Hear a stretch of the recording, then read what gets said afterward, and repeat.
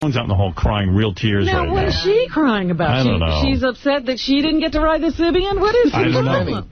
Penny Crone is one of our reporters on Howard 100. Is that the one we were just talking to in the elevator? Maybe. Probably not. You were probably with Lisa. Yeah, I think it was Lisa. Gary thinks she's nuts. Penny Crone's the chick you're about to see pretend to cry for 10 minutes. Yeah. Because she came in and said, Howard's got to stop saying that Steve Langford is the greatest reporter.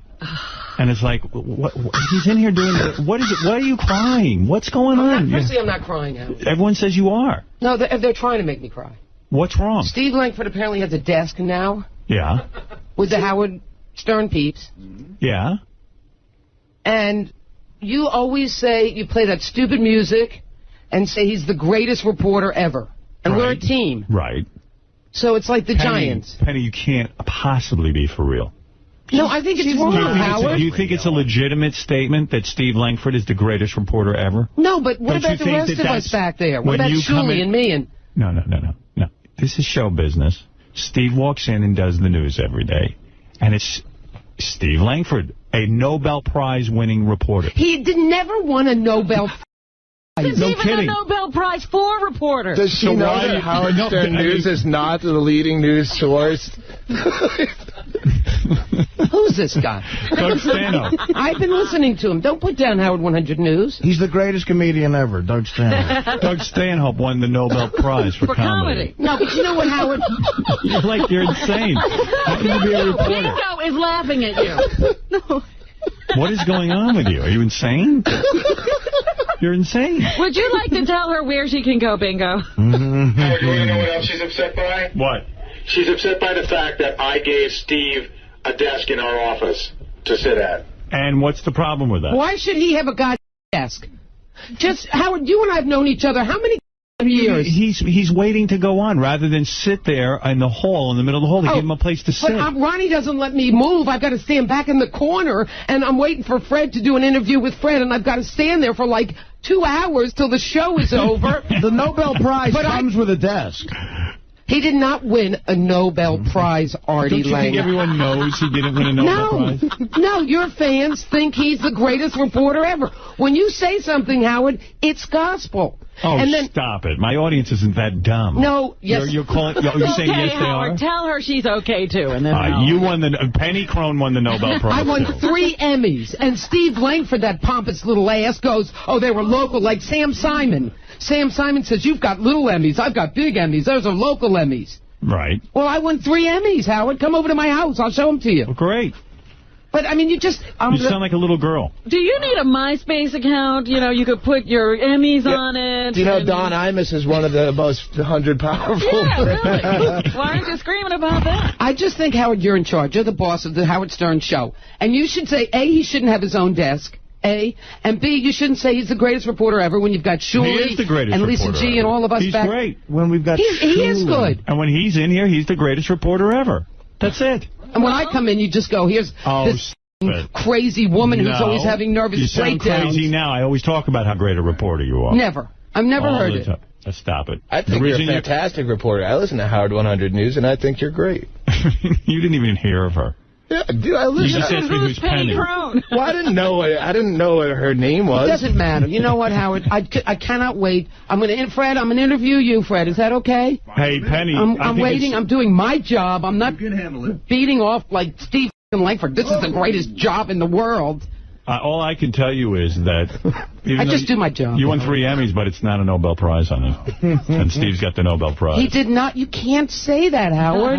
Penny, be a man and it up. Stop it.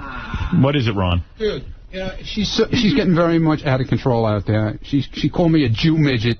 I should go right to HR with this. You're a jidget. I should go right...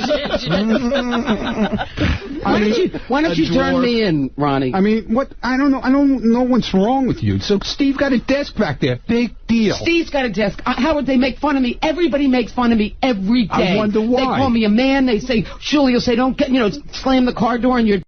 I don't have a penis. Yeah, but you Jesus, this happens on the Howard Stern really? show? That's what goes on in the Howard. And you don't make fun of me. You just call me a Jew midget. Oh, and you call me a man? And No. Did I ever call you a man? What did I do? That's your buddy Sal called you a man. Did I ever call you a man? You guys should have a cock-off. I stopped. Howard, you know what? I thought you were my friend. I am. I love you.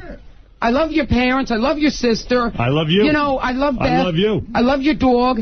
By the way, I wrote a letter to HR. Did they stop hitting you with those on your head? Yes. Oh, good. All right, thanks. She just got a new brooch from... This is from QVC. Isn't this pretty, Robin? Joan Rivers thing.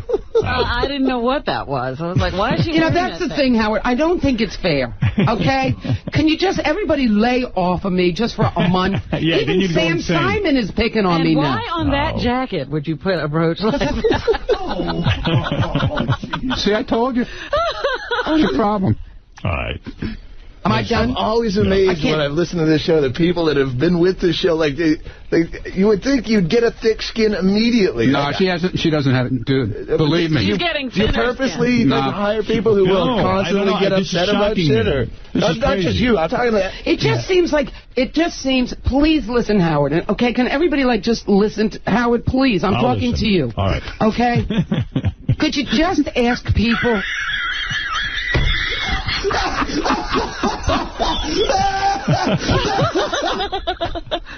Oh, dear. Howard. Yeah.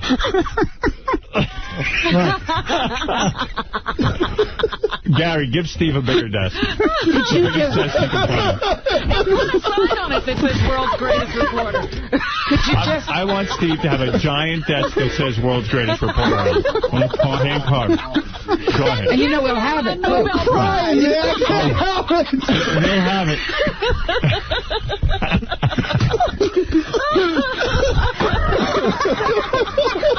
What is so funny? There's nothing funny. Howard, can I just talk to you because I never see you in the hallway? I want Steve's desk to take up half the office. And it will. You know what? Give him that entire office. Can I just talk to you one-on-one and then I'll leave? All right, fair because I never bother you, right? I always stand where I'm supposed to stand. Right. Howard, all I'm asking is that you tell everybody to respect me. Okay, let Steve have his own desk. Everything else, just tell people to stop making fun of me. That's all I ask, like Sal and Richard and everybody. And one day she'll do a favor for you. Don Stern. Give Steve the whole 36th floor. All right. I don't. Here's what I don't understand. It's either you complain about George Flowers was no good in here. What's with your... He just jammed it into his face. Do you see what you're doing? Pull the mic away from your face. The microphone's in your eyeball. Yeah, right. Go ahead now, talk. Okay. Steve Langford's the worst. George Flowers was no good. Say Steve was Lisa the worst. G, why is she back here? She doesn't belong back here. Why isn't it me? Julie got to sit on the show yesterday. Why aren't I sitting in Artie's chair? How come I'm not sitting in Artie's chair? But at the whole news Why am I standing in the hall? Why am I standing in the hall? Eddie, Shuley sat in yesterday as a comedian, not as a news person. But he's still a part of the news department, He's the guy who always sat in on So you got show. Lisa G, you got George Flowers, you got... Lisa G is the one who comes in and gives the news update in the morning, and so does... You know, whatever, Howard. I thought we were friends. I thought that you would go to bat for me and just Bat for you for what? Tell everybody just stop, like Sal and all these peeps, and the people in the Howard 100 News, and even the people... Where somebody please help. You know what Mel Karmazon said to me? What? Get out! Who's Mel Karmazon? Yeah. Name drop anytime. Is that what he said? At Rosanna Scotto's restaurant. He says every time he goes in there and they mention my name, he loses his appetite. I mean, even the... Oh, here we go. Everybody. Well, I'm asking everyone to give Penny a lot of respect. Penny, I'm upset, too. Earlier... You know, that really worked when you did that for Underdog Lady. No, you've got to earn respect. You got to stop all the nonsense. You got to stop being angry at your coworkers. You can't complain because the guy's working at a desk. If I say Steve's the greatest reporter, it's part of the persona. And if Lisa G comes in here and Shuley comes in here, it doesn't mean we don't like you. You're almost tantruming like a child. This is crazy. You're in here a lot more than most people. We do love you. I can handle things. We love you. I love you. You know what? I love you. Fred, I'm doing, unlike Langford and everybody, I'm doing my job. When this show is over, will you do a quick interview with me for Howard 100 News? Right, thank you. Thanks, Howard. Penny, I agree with you. Earlier today, Howard alluded to the fact that I might have a weight problem, and I'm very upset about it. That's got to stop. I got to get a thicker skin. Yeah, and I don't want my songs played. Yeah. Yeah, but you know what? You all have your own sections, and Steve Langford's now sitting in the with you guys. And I'm the one that's my beat, is the Howard guys. You know, like Sal and Richard. It's everybody's beat. No, it's my beat. It's the Howard Stern show. It's my beat. It's not your beat. It's my... No, it's not. Penny, get me some Pop-Tarts, number 138. Get back out in the hall where you belong, please. More and more sane, you say? All right, thank you. Ronnie, with those headphones. I know. Bingo said she's feeling more and more sane after that. Yeah, Bingo, you seem normal in here. I feel great. There's nothing wrong with you. How do you work here? And, oh, my God. All right, I got to take a break. I want to take... No, it's no joke. This is what I'm dealing with. All day, every day.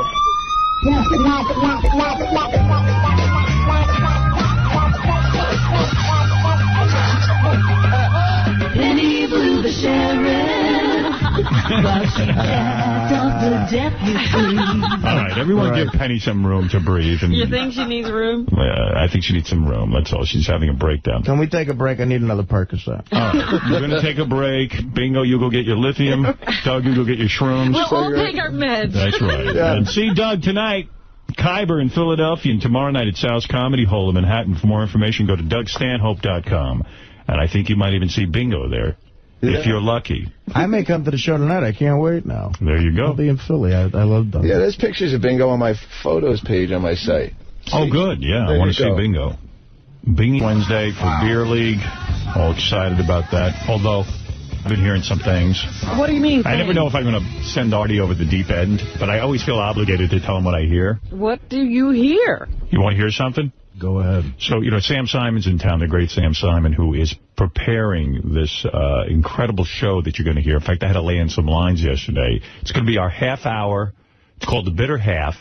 It's a half-hour comedy that we're going to air on here, and Robin's in it, Fred's in it, all of, it's a funny-as-hell script. It's, have you heard any of the final? No, I haven't heard any of it, but I'm hearing from people who did hear it that it's going to be a great, great moment here on the channels. All right. So really, really looking forward to that. And looking forward today to Donald Trump hosting the big kickoff with the 7 hours of all the best bits. Yeah, that starts at noon. Yeah, that's going to be a lot of fun. And I know they've been working hard on the top 10 bits of all time in Howard Stern Show history. So Sam was in here. Someone told me this. I only hear things, Artie. Now, is Sam talking? Is that what you're saying? Yeah, well, someone said they overheard. Sam was out having a few drinks last night. Right. And he was saying, this is going to drive Artie nuts. He was saying, you know, gee, he did a little work on Beer League. He provided some jokes. And he wasn't even invited to the premiere. He was so insulted. Oh, no. Yes, oh, that's like a... do that. Very insulted. That's a major oversight. He's definitely invited to the premiere. Oh. That you don't do. Oh. No, I mean, he is invited. You're getting J.D. in and not Sam Simon. Well, I had a discussion with the producer about that specifically. He was on that VIP list. See, this drives Artie nuts. It does, actually, because it really does. And by the way, the betting continues. I still say Dana's going to show up at the premiere. I still say it, I claim it, and I'm owning it. Would you like to bet me directly? Well, you know, you can control the bet, so I'm not gonna say. But according to you, I can't, because right now I say Dana will be there. Are you two still? You haven't? I have not spoken. All right. She'll be there.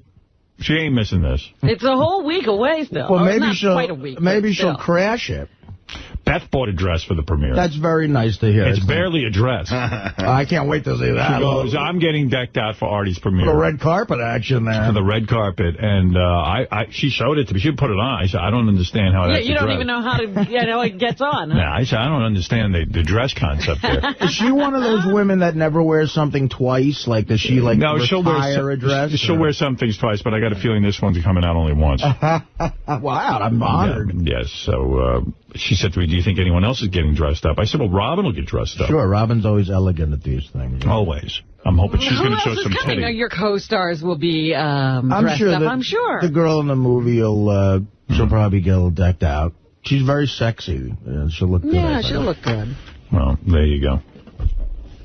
All right, so that's big news. Ralph so anyway, Macchio, I think, bought a suit for this. Yeah, he's going to show a little skin. Showed some of that Karate Kid money. Sam Simon's feeling very... That really, honestly, I'm pissed for him because that is a major oversight, and I'm sorry, Sam. And you're right, it does aggravate the shit out of me. All right, let's go to... Because Artie goes, this is like a friggin' wedding. A wedding. Jesus. And I don't know who's coming, and... Sam, you're totally invited if you're listening. What is it, Jason? No, I'm the one who saw Sam, and he was cursing you out. And really? He was so angry. Really? Artie, this is f***ing bullshit. I sat in on writing meeting for this shit. I'm going back to L.A. tonight. This. Oh, he left? I don't know if he left. He threatened to leave. Did he have a couple of drinks in him? He was loaded. Yeah, well, there you go. That's what happened. Well, Do you Jason, know if he's still in town, Howard? I don't know. I don't know what he's doing. He was here. He was working with me and Beth yesterday. Yeah. And he was working with a couple other people. And I don't know. I don't know if he left town afterwards. Wow. He played me. He played me what he has done so far. It's great. Oh, you heard it? Yeah. It's awesome. I mean, he said that's not the finished version, but laughed my ass off. Oh, good. They got to lay in music, the whole thing. So, but I am shocked that, and he didn't say a word. He said, I'm leaving, and I'm going to go out and promote Beer Fest. Wow. He said that Norm called him and said, hey, we can meet up and go together, and Sam said, Dad, I'm not going. Oh, now he's not going? Well, he said he didn't have a ticket. And now he said he doesn't want to go. Look at Artie. He's rolling the eyes and crossing his eyes. This is going to put him down. Hey, Artie, that's not the right thing. You know what? I know. You're right. The guy really did help us out. He took a lot of time to do it. Oh. Sorry to hear this. He said he thought you guys were friends. Oh. Did he say that? Yeah, no, he actually said that. He goes, Norm, who's apparently my real friend, unlike Artie. Oh. What is what, because Norm invited him to the premiere? I don't know. And he said he just threw that in when he was talking about Norm. I'm so sorry. If Sam is listening, let me apologize. Very, very embarrassing. And please, Sam, it wasn't us. It was Artie. Yeah. I love that. It's so funny at these kind of events. You can't even keep control of them. I know. I mean, I'm physically handing out. He's walking around with envelopes. And believe me, Sam, he's totally right to be pissed here. He took time out to come to read-throughs. He gave us, great jokes. He's a very talented guy. Never thought about even, considering charging us for it. And all to be forgotten. It's awful. Listen, I'm going to get your mind off this. I got to play you some great tapes. I mean, these are great. I don't know if you saw this one on the Internet. There's a weatherman, a local weatherman. The audio is great. I'm sure the video is even better. But a local weatherman. Oh, you're on the phone, huh, Justin? Oh, hey, Howard. I'm sorry. You go and then I'll go. Go ahead, Justin. I just want to say today's show is being a ringing endorsement not to around with any drinking or drugs. I mean, from top to bottom. I mean, don't show pictures of drugs and to kids in high school and health class. Just play today's whole interview with Eddie, because that was something else. Hey, Howard, I want to ask you, can I get tickets for the premiere, Beer League premiere? Do we have enough guys? Yeah, okay. Wait a minute, you better save those for Sam. Oh, come on. Oh, wait, we need two for Sam Simon. Just wait to see if Sam can answer a trivia question properly. If not, you could have him. All right, I tell you what, Justin, a pair of tickets to you to the premiere of Beer League at the Ziegfeld Theater. We'll see you there Wednesday night, September 13th. Beer League opens on Friday, September 15th in New York, Philadelphia, and Cleveland. How's that? Love you, Howard. All right, love you too. Hold on, we'll see you there. I'll be sure to say hello. Where was I? Okay, yes, so the weatherman. So listen to this. This weatherman is doing the weather right on camera, and a cockroach goes right up his leg, and he freaks out. Wow. Yeah, he freaks out. Hang in there with this. This is pretty wild. Be pushing across Central Florida, so places like Orlando, Daytona Beach, the Cape Canaveral area, Vero Beach will be getting in on the heavier rainfall, and eventually the ice should I am so sorry, Bill. Oh, my God! He's a black dude, by the way. What the hell just happened? This is what just happened. That thing was crawling on my leg. Oh, boy. Oh, God. Oh, my God! Oh, my God! Oh, no! Right at the wall for me. That's a dude? Whoa. Yeah, that's a dude. You sure? You sure? Yeah, it's a dude. Wow.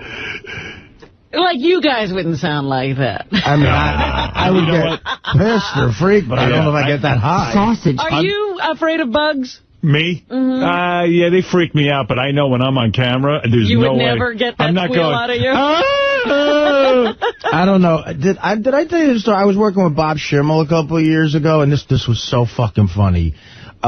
We played an outdoor gig together in Cape Cod, the Cape Cod Melody Tent. I think you said this, but go ahead. Well, it was, I don't know if I told it on satellite. It's an outdoor gig, and middle of summer up in Cape Cod, beautiful event, and it was like 2,500 people, and it was sold out. I had to open for him, so I open, I do my set, I go in the back, and me and a couple of cops from up there watching Schimmel's set. With about 10 minutes left, a fucking brown recluse spider. Oh, yeah, I remember this. Right. Which is pretty big. And dangerous. Somehow got on stage, crawls up Schimmel, and is on his neck. Oh. It's like from a fucking movie. It's like on the side of his neck. This guy doesn't have enough bad luck. Right, and Schimmel's sort of a, diminutive guy. And like, the cops look at me and he goes, that's a brown recluse. They're around here. I'm like, what are you talking about? He goes, well, if he gets bit, he's got like 10 minutes. He got. Woman, Schimmel doesn't know he's going through his act. A woman in the front row starts screaming, "There's a spider on your neck!" And Schimmel goes, "What are you talking about?" When he realizes it, it was a wireless mic. He started jumping around just like a broad. Like, oh my God, get it off! He's sitting there with the mic. With the microphone? Yeah, and the mic is making all this noise.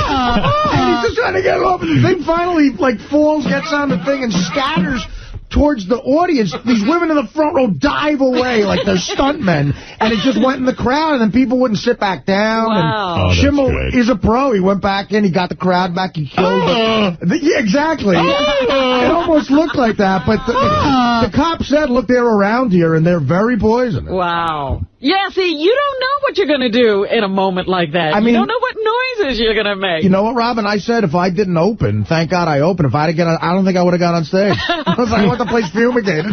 My granddad got bit by one of those. A brown recluse? Yeah, on his knee, and he almost lost his whole leg. Wow. Oh, my God. The top of his leg was all brown and gray. Because if it's your family, I'm sure they didn't go to a doctor for it. Yeah, they probably just, cut it and sucked out the poison. Put a raccoon urine on it. We're going to cut your leg off. And you know what I've been having a problem with at my apartment is centipedes. Oh, yeah? Yeah. They don't do anything to you, do they? No, I think they bite. But they're scary as hell looking. They've been staying in my shoes and stuff. How big are they? They're about this long. That long? Yeah. And centipedes? Yeah. Where do you get those from? In I don't know. They come around, I guess. They're just there. But I think it's from like water damage and stuff. Yeah, I think that's what I've heard. Mold. Mm-hmm. How did they get there in the first place? I don't know. I can't figure that part out. Like last night, one crawled out of the wall and started running right towards me, and it freaked me out. I jumped up and I smashed it with a duffel bag. Yeah. Wow. And then when I lived in Florida, I had real bad cockroaches in that warehouse I lived at. No. And one night, I felt something run right across my face. Oh. And it was the scariest thing ever. And I jumped up and looked down, the cockroaches staring right at me. That is friggin' disgusting. Oh, I couldn't sleep the rest of the night. I hate all that stuff. I hate flies. Flies are just larvae. Think about all the forms of life in this. Like, what if we were a centipede instead of a person? That's a bum rap. Speaking of gay sounding dudes, so this is weird. Mark Harris, I don't know if he sent this to us or how we got. Did he send this in? No, I'm a gay papa. It had no address on it. It was just anonymously sent in, but probably. Do you think he sent it? Yeah, him or one of his people, I'm sure. Mark Harris has a new song. He's the guy. Oh, he's back to singing? Maybe he's better. I'm not going to describe who Mark Harris is. If you're a fan of the show, you know who he is. And if you don't, this is just funny to listen to anyway. So he has a new song, and you got to hear this one. I don't know what he's up to. What he's up to. He's gay times 50. He was married to a woman, several women. He even had kids with one of them. He's super gay. Yeah, he's super gay. Superman gay. I'm a gay papa, behaving so luxurious, watching my kids. I'm generous as well. I'm a gay papa. I'm funny and enjoyable. Sometimes I'm down. My children never know. So many gays My parties were so colorful. Neighbors complain. They're jealous and insane. It's like, you know when Frank Sinatra did I Did It My Way? That's like his gay version. It's kind of like, what was the Cats in the Cradle? That was for his son, right? And this is for his kids. And what a narcissistic view of the world. I'm wonderful. I'm fabulous. Enjoyable. I'm enjoyable and luxurious. And he must. Does he have any corroboration of these claims? Yeah, I mean, I'd like to talk to his kids. Just ask one of my friends. I'm a gay papa. Just ask that German guy. What was his name? The one Boris. Boris. I'm gay, Papa, and better than some straight fathers, traveling around and taking all my kids. When they were young, I dressed them up in frilly clothes. Those were the boys, 'cause I mixed up all the toys. Wow. What's going on? What is wrong with him? I mean, you know what? It's fine if you're gay. I have no problem with it. But this form of gay, I have a problem with. I don't know what this is. Well, dressing his kids up in frilly clothes. No, this song. I mean, what is that? Well, I don't know what to think. The last time he was in here, he was depressed. No. And he didn't smile or laugh. He wasn't singing. And at least he's singing. He's back to singing, yeah. Where are they going to play that song, though, like, besides I'm a gay us? papa? Yeah. On our cue. My girls are the ones who love me and they fight for me. The boys to defend the right for me being gay. I'm a gay papa. I'm a gay papa. Beautiful. I never made it all the way through to one song. That one you had to listen to from beginning to end. But he says, Vinny's on I didn't the know phone. he had sons, actually. Yeah, yeah, I guess so. Vinny, he's still in touch with Mark. He has a whole bunch of songs. Hello, my Debbie. Hey, Vin. So this is what it took to get me to call in. Hey, by the way, Vin, I think you're part of the big weekend coming up here today at noon. I think it's noon. Right. We begin the, hosted by Donald Trump, we begin the top 10 moments from the Howard Stern show. Vinny's tapes made the top 10? I think you're in the top 10, but I'm not sure. I know you were part of the voting. I heard it this weekend, and I regretted it. Yeah. What were you thinking? I get in the car with Debbie, and we look at the satellite readout, and we see Vinny Love tapes, and we just shriek like, holy shit. And there's so many times we goofed on it. Was it the actual first time we ever played them? You guys were so on the money that first time, too. Yeah, it was really I remember laughing so hard at those tapes that first time we played them. My face was red, like blood was coming out of my ears from laughing. You did the whole Silence of the Lambs bit, which was hysterical. Debbie. Debbie. Oh, my Debbie. What's that, Debbie? Won't do it again. I love you. Debbie. I'll save that for you. Debbie, you would benefit so much. That's my taint. Stop it, Artie. Moving on. Look at that big ass. Did Mark send you this I'm a gay papa? Listen to me very carefully. I have not only that, but like 4 more songs that are, this is the worst he's ever done. Well, I think he's like trying to seduce me because there's this one song that sounds like he's just like he's singing to another guy. It's very creepy. You want to hear it? Yeah. All right, hold on. You all start the same way, by the way. I screwed you last night and had some queer. They sound bad on the phone. You can't hear it so good. Vinny, just send it to me.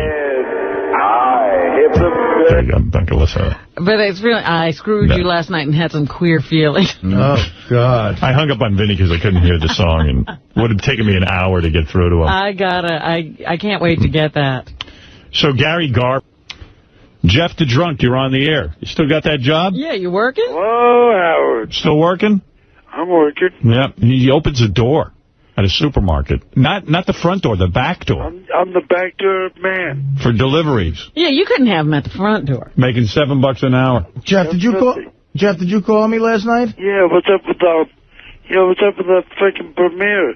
You didn't even invite me? Our premiere, he's saying. No, you're not invited. And I'm the only asshole who handed out flyers for you. Yeah, for money, you idiot. You dumbass.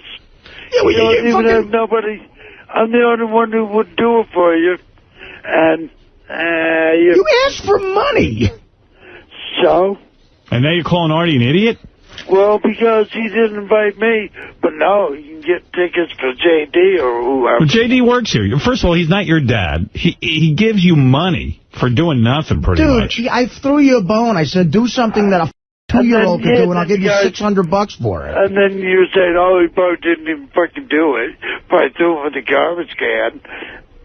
I did it, dude. Jeff, if you want to show up outside the theater, you can sit there and stand and sweat and smell, but you're not coming in. Yeah. Wow, you're really I pissed wouldn't at go him. even if I had tickets. Dude, you know what? I wasn't until just now. You really think that you did me a favor by letting me pay you to hand out flyers? Are you out of your mind? I'm the only one who advertised for you. Oh, please. Jeff, you're like retarded. Yeah, okay. No. All right, well, Jeff still has his... You know, Ralph hates Jeff. Really? Yeah, I don't think Ralph likes him. Here, hey, Ralph, what were you saying about Jeff the other day?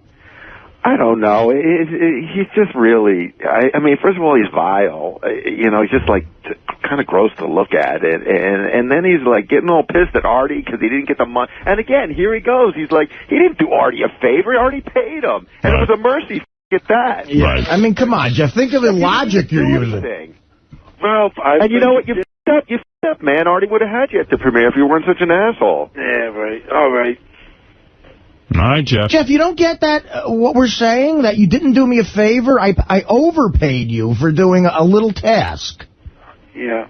All right. All right. Thank you, Jeff. Hey, that's another thing.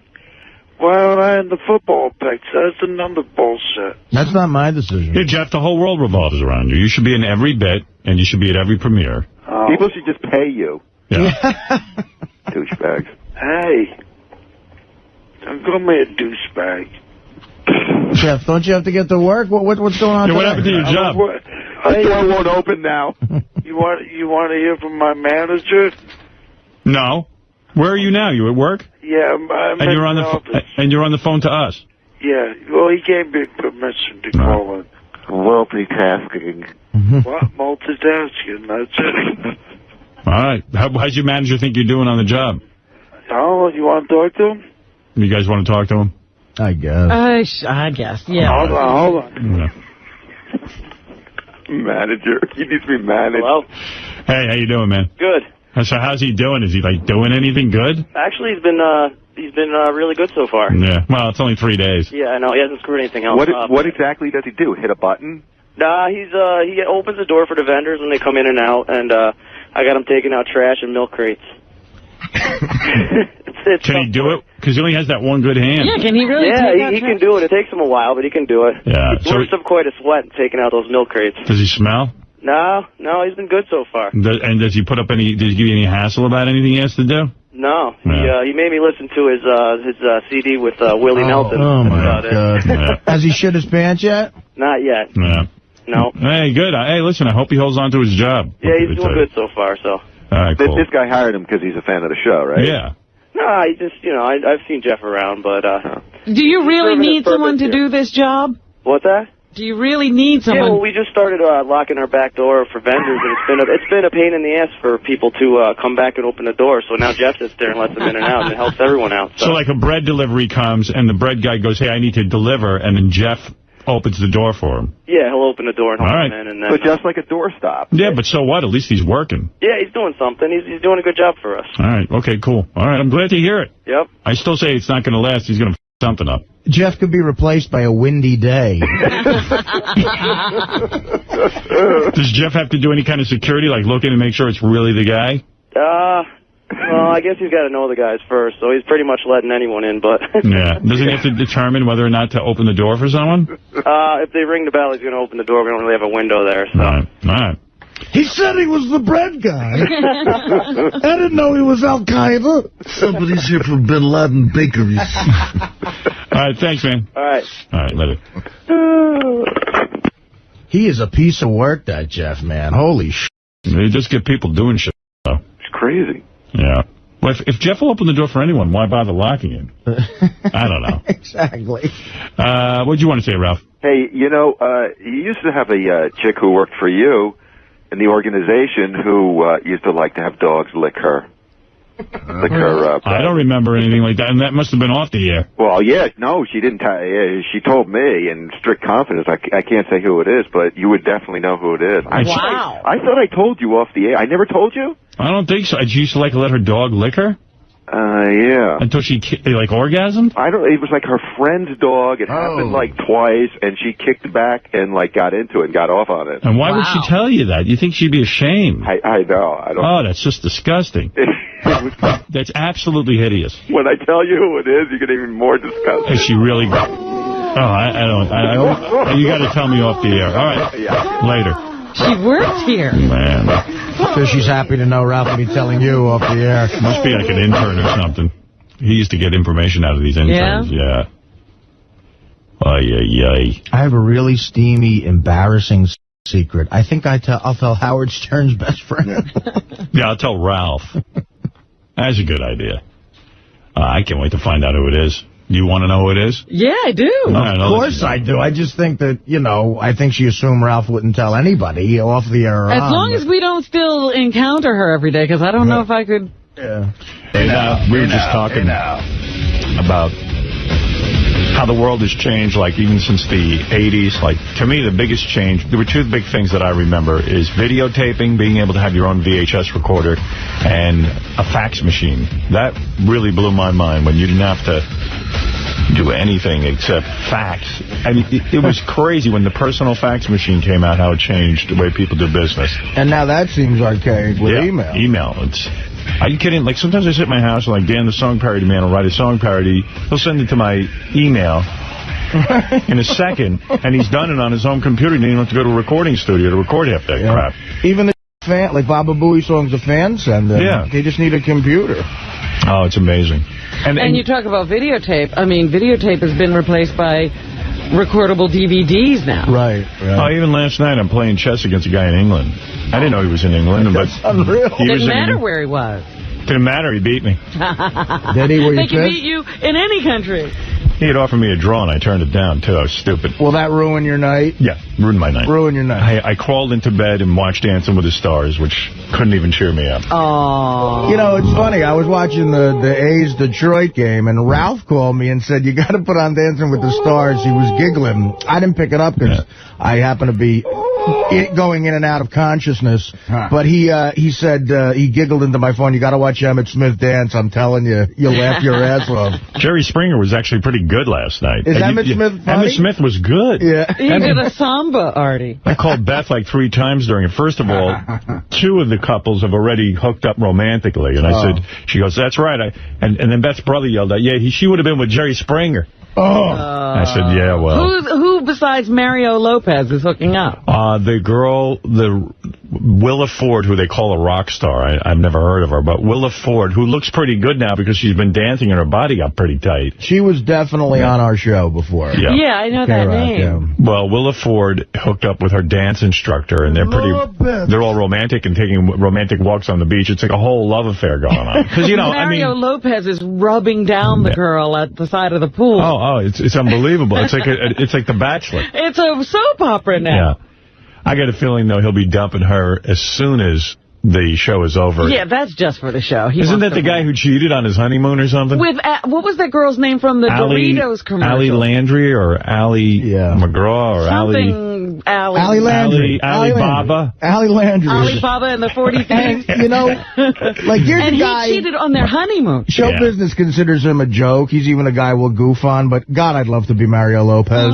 Yeah. He must just get so much pussy. Yeah, goof all you want. I'm like, wow, look at his dimples. He doesn't even hear He's so lucky. His ears are between some woman's thighs. Like, people say you should be happy and proud of who you are. I'm like, you know what? If I had a clamp, I'd rub it and go, I want to be Derek Jeter. I have a crush on Edita, the one who dances with Joey Lawrence. Boy, she's got some body. I haven't seen Joey Lawrence dance. I can't stay with the show. I go in and out, so I was flipping between the baseball game and the Dancing with the Stars. No, I don't want it on TiVo. I TiVo, and I fast forward through all the boring parts. I can't stand it. That Bruno Tamioli. Oh, don't make fun of Bruno. Guy's a good guy. You are magnifico! I got to tell you, these stars dance really well. I mean, it makes me believe, like, man... Now, Jerry Springer couldn't really dance. Jerry Springer was good last night. Like, he did sort of a comical dance, but it was sort of entertaining and well done. Yeah? Yeah, and I mean, he's such a load. I mean, he's so into this humility thing, like, I'm not the character I play on TV, you know. Right, he so doesn't want to be that guy. Yeah, so he so doesn't want to be that guy, so he's all humble, and he waves to the crowd like a wimp, and he's crying on there, and he's dancing around like a big homo. And it's just like, you know, it's like his fans must be going nuts. He even said last night, most of his fans are in jail, so it would be really cool if they could just get their one phone call and vote for him. Which was kind of a funny line. Right, he's got a writer now. Yeah, so... You got to figure out an angle where you don't look ridiculous or embarrassing. I mean, like even the physicality of your dancing, you got to figure out how to make it look. You got to get a move. Emmett Smith called Jerry Rice to make sure it would be okay. Right. I was practicing in the mirror last night to see how I would look on Dancing with the Stars, and I was pretty bad. You couldn't do those neck snaps. You should see, even their heads have to be in a certain position. Well, I mean, Emmett Smith is a running back and Jerry Rice was a wide receiver. Those are the most, like, I mean, you would need some sort of skills that would help you dance. For agile, both of those. Yeah, they have to be plus agile. They're black. Yeah, right. I mean, if you're black and you can't dance, what's your problem? Or play football. I mean, come on. And by the way, we should point out that the Mets have a black manager. And we should point that out for what reason? Because this show always points out stuff like that where everyone goes, they scratch their head and go, well, why is that an issue? We should point out that Frank Robinson broke down that barrier, I think, 40 years ago. Yeah, it's no big deal. I just think we should point that out. I'm a huge Willie Randolph fan. I really am. I would love to see him do well, because everyone's talking about Lou Piniella. I'd like to see Willie Randolph take over for Torrey at Yankee Stadium. Yeah, but why would he do that? He's got the Mets. Because it's the Yankees. Because he's a Yankee. Yeah, but, he's got a New York team. He's doing well. Well, he's doing well in the minor leagues. He's come up to the majors. Get a real team. Why be with a minor league team? The Yankees love to be playing in the minors right now, Artie. I know. Why they come on? We'll see what happens.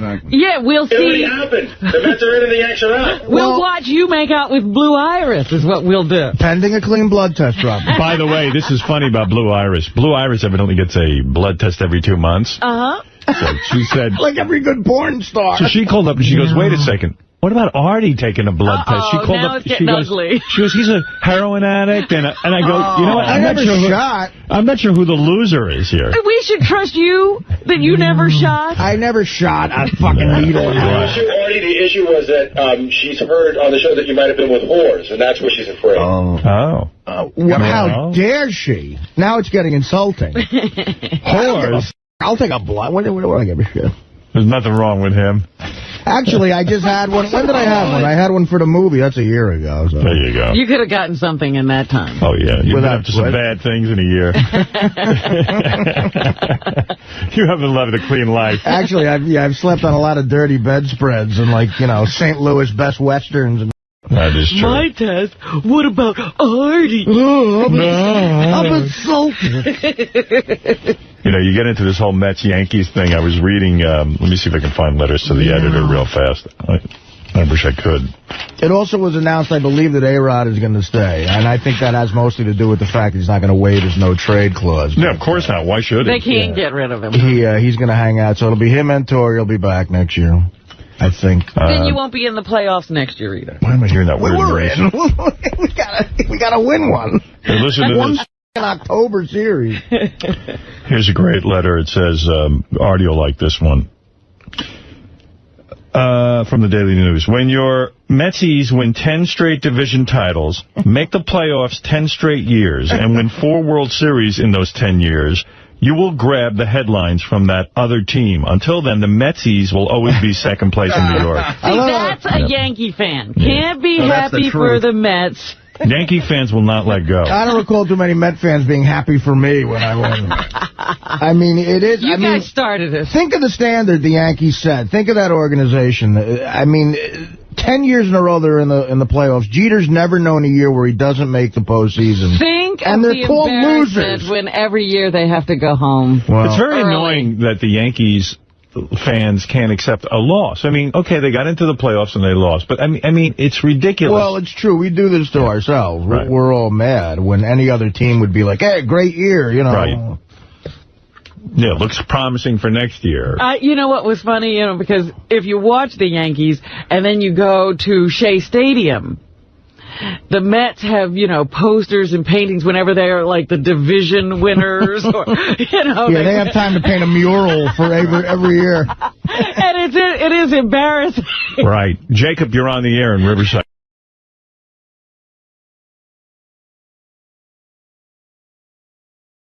Everyone has to be conservative, right? Piers Morgan. You don't have to be. It just worked out that way. Yeah. Right. Intelligence brings you that way. Really? I don't think Ted would tolerate anything.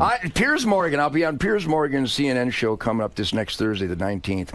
And he's real liberal, and he was trying to confront me, which is the worst mistake you can make. Right. And he goes, well, what if your son came home and said, Dad, I'm gay, and I'm liberal, and I'm anti-gun? I go, shut the fuck up, get your gun, let's go deer hunting. Who gives a shit?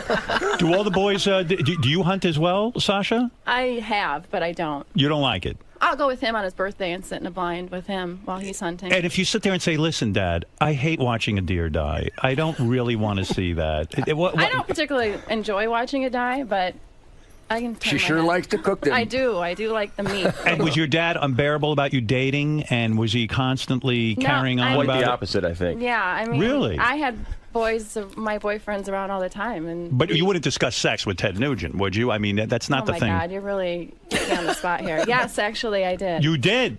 Yeah. What the hell did he tell you? Well, I mean, I lost my mother when I was really little, so I see. He, you know, we always had open communication. I could tell him anything. Really? All you have to do, Howard, Robin, is look at her. Do you think Ted killed her, or do you think that Ted killed his Ted mother? Did Ted kill her mother? That's heavy. By That's accident, of course. I never thought about that. Think about it. Well, she was liberal. She's got 500 guns in the house. You never Only know. on the Howard Stern show. Well, I never know with you. Bastard. No, but seriously, you felt open enough in the relationship. Well, I'm very shocked. I mean, you got very nice children. I mean, I must say. And Fleetwood and I just met when I gave Fleetwood up for adoption in New York City. Why did you give Fleetwood? Were you famous at that point? I was 18. The Amboy Dukes were in New York recording Journey to the Center of the Mind. Fantastic. And just a kid. And his mother and I, we knew we weren't prepared. Right. So we found a Catholic charity. We dug into our conscience and we go, geez, we're not prepared. We'll find it. We trusted the Catholic Church up to that point. We thought we were hoping they were going to give us some gold or jewelry. Were your adoptive parents nice to you? They're awesome. My mother was. I was raised by just my mom. I see. You mean the couple divorced? Correct. Great. When I was like 2 months old. No kidding. Wow. Terrific. But it was a good upbringing. Perfect. How do you find out that Ted Nugent is your father? That had to be bizarre. Well, I got a phone call. and yeah, I got a phone call from my sister. She did research? Yes, she found me. Was your mother upset that you guys went out to find your real father? No, she kind of supported the whole thing. She seemed to embrace it, and they're meeting tomorrow, actually. Is that the first time? Were you a fan of Ted Nugent, not knowing that he was your father? I knew of Ted Nugent. You know, I knew of his music. Right. But to be honest, I didn't really have his music in my collection. Right. You know. What were you listening to? I listened to more of Radiohead and back in the day, Echo the Bunnymen, The Cure, all that stuff. Well, Ted straightened you out when he got a hold of you. We showed him some sexy guitars. Have you gotten laid yet because you are Ted Nugent's son? I was doing fine well before. You were doing okay. Ted Nugent's son. So how old were you when you found out you were Ted Nugent's son? 42. 42. What a shock. Yeah. I wish I'd find out I was Ted Nugent's son. You still might be. I still might be. It's possible. There's a chance. I can see the resemblance. So that is something else. Amazing. That really is amazing. I did vote for Obama, though. You did? Yeah, but I didn't know Ted Nugent was my dad at the time, so that's all changed. And that changed everything. Are you now conservative? You mean Ted has switched you around? What was it, 7 seconds, right? Was your first reaction, oh my God, was your first reaction because you didn't know Ted, was it like, oh my God, I'm going to be rich now because Ted's a rich rock star and I am in the fucking money. I'm quitting my job and that's it. Did you have that reaction? I did not have that reaction. Because I'd be like, Daddy, That's good. How about a car? I did not have that reaction. Were you angry at all that Ted Nugent gave you away? Why didn't he give away his other children? No, anger didn't. You are angry. I'm not. Yes, you Well, are. you got all these brothers and sisters that you're just meeting, And right? the coolest brothers and sisters Yeah. you'd ever want to meet. They've all been so awesome. It's been a great experience. You don't feel you... has Ted spanked you yet? No. You're very lucky. Kids, were you spanked growing up with Ted? I don't recall being spanked. I got smacked Sasha in the was face one spanked. time. You got smacked in the face. Sasha, you were spanked, weren't No, you? I was smacked in the face. You Oh, were. my goodness. Wow. But I a think only gentle, once. loving, open-handed Yeah, it was smack. once. I think Well, she's being a What smart did ass and I had to put her in her place. What did I she was. do that was so bad? She was going out after hours at a young age. Oh, wait, no, that was a different story. That's when you pulled me off a motorcycle by my neck. Oh, what's funny about that? You don't think that's funny, do you, Si? Are you in therapy? Now I do. But at the time, it was not funny at all. It's not Yes, funny. she's in therapy So at the Ted, Howard the Stern truth show. is coming out. You're not the There's great nothing, father. I'm not hiding nothing. You can't grab a kid. She was escaping out the upstairs window, taking my motorcycle for rides around the cornfield. So I ambushed her. She came through the lane, Oh, my and as God. she went by, I just lifted her off the bike. Did he need to be physical with you? No, Sasha, right? No, but you just knew not to fuck around. Yeah. So you were as crazy as your father was with No, you. no. I didn't go overboard. I'm a disciplinarian, but I'm a logical guy. I want them to be in safe conditions. I want them to be secure, and I want them to apply themselves if it's school or But do you sit athletics. quietly at home and allow the kids to talk and sort of think things Just like through I for am themselves? here, yes. I've been Yes. quite quiet. You haven't. No, seriously. Do you ever make it not about you, Ted? I never make it about me. I'm so overwhelmed with me that when I get home, enough is enough The already. kids are smiling as you say you never make it about you. They've been smiling since they got in here. If I Don't had try them to alone, manipulate. no, Don't try to manipulate. Let me tell you something. Maybe we should put him in a soundproof booth. If I locked you up in a room and I would like that. I have absolute confidence in my kids. They're independent. They're their own people. They can do everything and anything on their own without any influence. It's too late now. They're all grown up. Sasha, were you afraid to act out sexually that your father might find out and strangle you? Were you? Don't just act out sexually in the living room, or what? Were you afraid? No. You didn't hold off. You didn't wait. Oh, when you lost your virginity, did you go to your dad and say, "Dad, I'm losing my virginity. I don't want you to strangle me"? He's the one. Did you tell I him? mean, come on. Yes, I did. You did? Did you really? Yeah, so we had the talk. That's incredibly open. What were you, like 30? I mean, how you're very young. How old are you? It was just a couple weeks ago. Just a couple of weeks ago. I'm 37, but How I old was- were you when you had that? Oh, my God. How old were you when you had that conversation with You your want me dad? to shoot him? Because they didn't get the other one. But you didn't have a mother, so did Ted have to teach you about things like tampons and stuff like that? Yes, He yes, did. he did. Ted, what do you know about tampons? I know you got to plug that shit up. And I'll tell you what, an exclusive on the Howard Stern show. Wow. I also know that tampons are one of the best buck lures in the woods. You get Is a that huge right? tampon, hang that from a limb, and then bucks come in, you shoot them. Was that the lesson, Ted? You got to plug that shit up? Is that what I you think said? that's there? verbatim, yes. Well, kids, it's a pleasure to meet you. You do seem like very nice kids. A little shell-shocked, but very nice nevertheless. I want You to say, should be so in control. no, they're wonderful. Thank you, And kids. all my Thank other you. children. Rocco's out in California. Yeah. Rocco is in a Disney movie. My youngest son, Rocco's Yeah. 21. He's No in the kidding. new Prom Disney movie. He's just like his brothers and sisters. They're all just great people, and they're all solid, and most importantly, grounded. They're just great people. You know what? We never got around to. Did your father see your great success, and what did he think of it? Yes, after? until I was like, I set an attendance record at the Pontiac Silverdome. We had like 80,000 people, and that was the first show he ever went to. And he came, he thought I was still throwing the amp in the back of the Chevy Biscayne going up to the local club, you know. Was that and he came in and triumphant? was like, wow, there's a lot of people here tonight. It was Was it awesome. triumphant for you? I mean, because the old man was against your music. He Yes, didn't think. but there's a dichotomy there. I'm convinced that generation, post-World War II, especially my dad being a warrior, a hero of World War II in Korea, he knew about the American dream, putting your heart and soul into being the best that you can be, and that's the most important lesson. What did he want you to be? He always said, in fact, it was, boy, keep you mesmerized with the stories of this dichotomy. He hated the music I was playing, but he made me practice, and he made me turn it down because he didn't want to hear it. But he knew if you're going to play, he said, if you're going to play, you're going to practice, and you're going to do it right. That's what's confusing about the old man. He hated the music, yet he made you practice. So you love him, you hate him, you don't know what the hell to do. Well, I probably would have, if you would have asked me that question when I was in my early teens, I hate the bastard. Your brother hated your father. Well, we all hated him at one point or another, but I think we all realized my brother Jeff is a super successful guy. My brother John is super successful. My sister Kathy is super successful on all levels. What do they do? Jeff's the CEO of a number of global pharmaceuticals. My brother Johnny is the foreman of the Pepper Construction Company in Chicago. And my sister Kathy she and her husband run their own merchandising mail order outfit. One of your siblings said, you'll never see the real Ted Nugent. The real Ted Nugent, I've seen him a few times. This is it. No, your brother says, I don't remember the name of which brother, but he says the real guy is a guy who sits at home, and once in a while you'll see him. He'll be sipping a glass of wine, and he'll put his feet up on a porch. Sure. And he quiets down. Oh, hell yes. And he becomes somebody. Like, this is still a persona. Somebody else comes out? Yes. You'll see that. You'll see that on Spirit of the Wild all the time. Campfire time, charity time, working. Here's the most important. Don't you think some of this is almost an overreaction to having such a strong father? Like, you're trying desperately to be this persona who comes out, and he's so definite on everything. No, I don't think so. I'm always searching. I'm always learning. Don't you think the guns are trying to relate to your father as the warrior soldier? My dad wasn't gung-ho for Second Amendment. He believed in the right to self-defense, which who the hell doesn't? Did your father want you to be a military guy?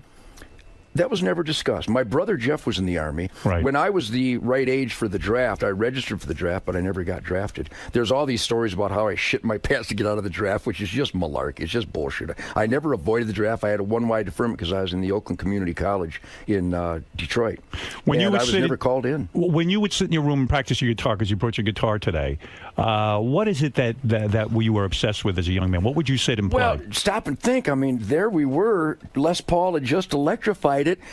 Give me your earliest recollection of what you play. Take the guitar, Ted, if you will. And give me a guitar pick here. Get a good pick and show me what it is when you were a young man sitting in your father's house. And what a cool guitar, by the way. Huh? This is a Gibson Birdland. Look at that. That is a beauty. Telling you. I wish I could play. Well, the earliest recollections was like that it was just starting.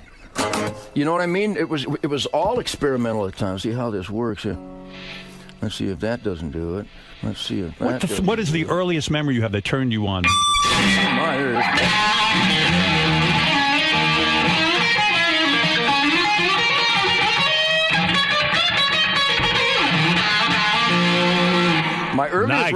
My earliest recollection, I got too much echo and stuff. Where'd that come from? I like the way that sounded. It is mean. What was the first big hit that you had as a solo artist when it became Ted Nugent? Are you kidding me? Was it Wang Dang? Find a cooler guitar lick than this.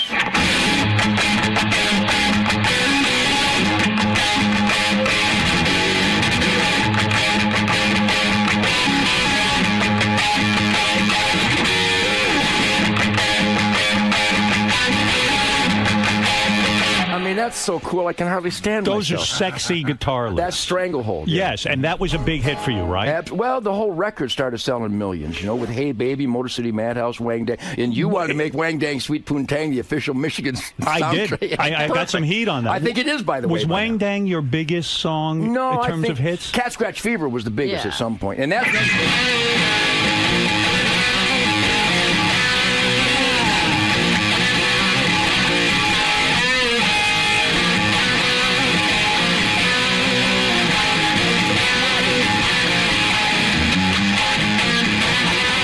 That's so goddamn cool, I can't stand it. That's so easy for you. I mean, that is just the easy. That's like second nature to you. Do you still practice? I play my guitar every day. You do? Absolutely. I love it. Yeah. How many hours a day? Oh, it's not hours. I live a ranching life. I run a trap line. I guide and outfit hunters all over the world. So my guitar's always with me. I got all my equipment. I got a guitar in every room, and I pick it up and just beat on it. Did you ever meet Mick Jagger?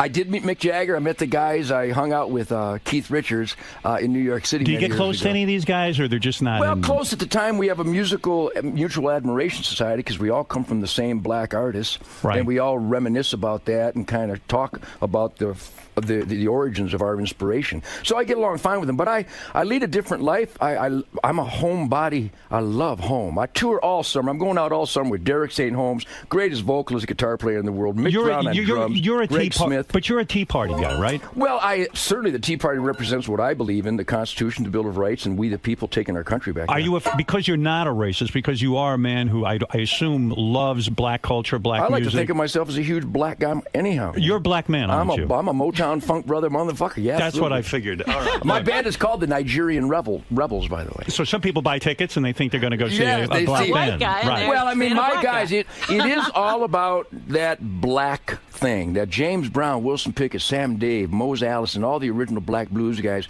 and how the Stones, the Beatles, and Yardbirds, and all the English invasion, it was all about bringing America, the original black American guys, and I still revel in that. I still revere that. Ted, are you worried about some of the racist elements in the Tea Party? Does that kind of freak you out? I haven't seen one hint of any racism in the Tea Party. Give me a little of that lick of Wango Tango, please. Tango, Wango Tango. Just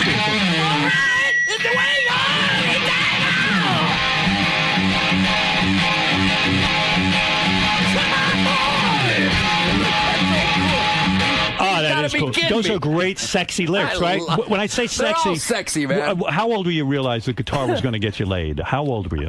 You know, a lot of guys, I hate seeing a musician in an interview going, yeah, I started playing for the girls. Yeah.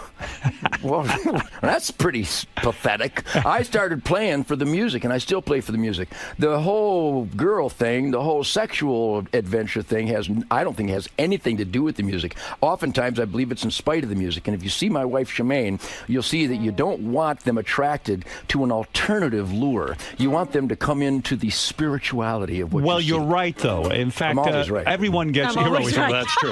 Well, you're right about the fact that if you're going to get into guitar and be a great guitar player, you got to love the guitar. You can't go out with the mission, I'm going to get laid. No, that'll fuck your guitar playing. But you do at some point get on stage like with the Amboy Dukes, and then all of a sudden women they love it. Your father was a war hero. He wasn't getting laid like the way a rock star does. The music is too powerful.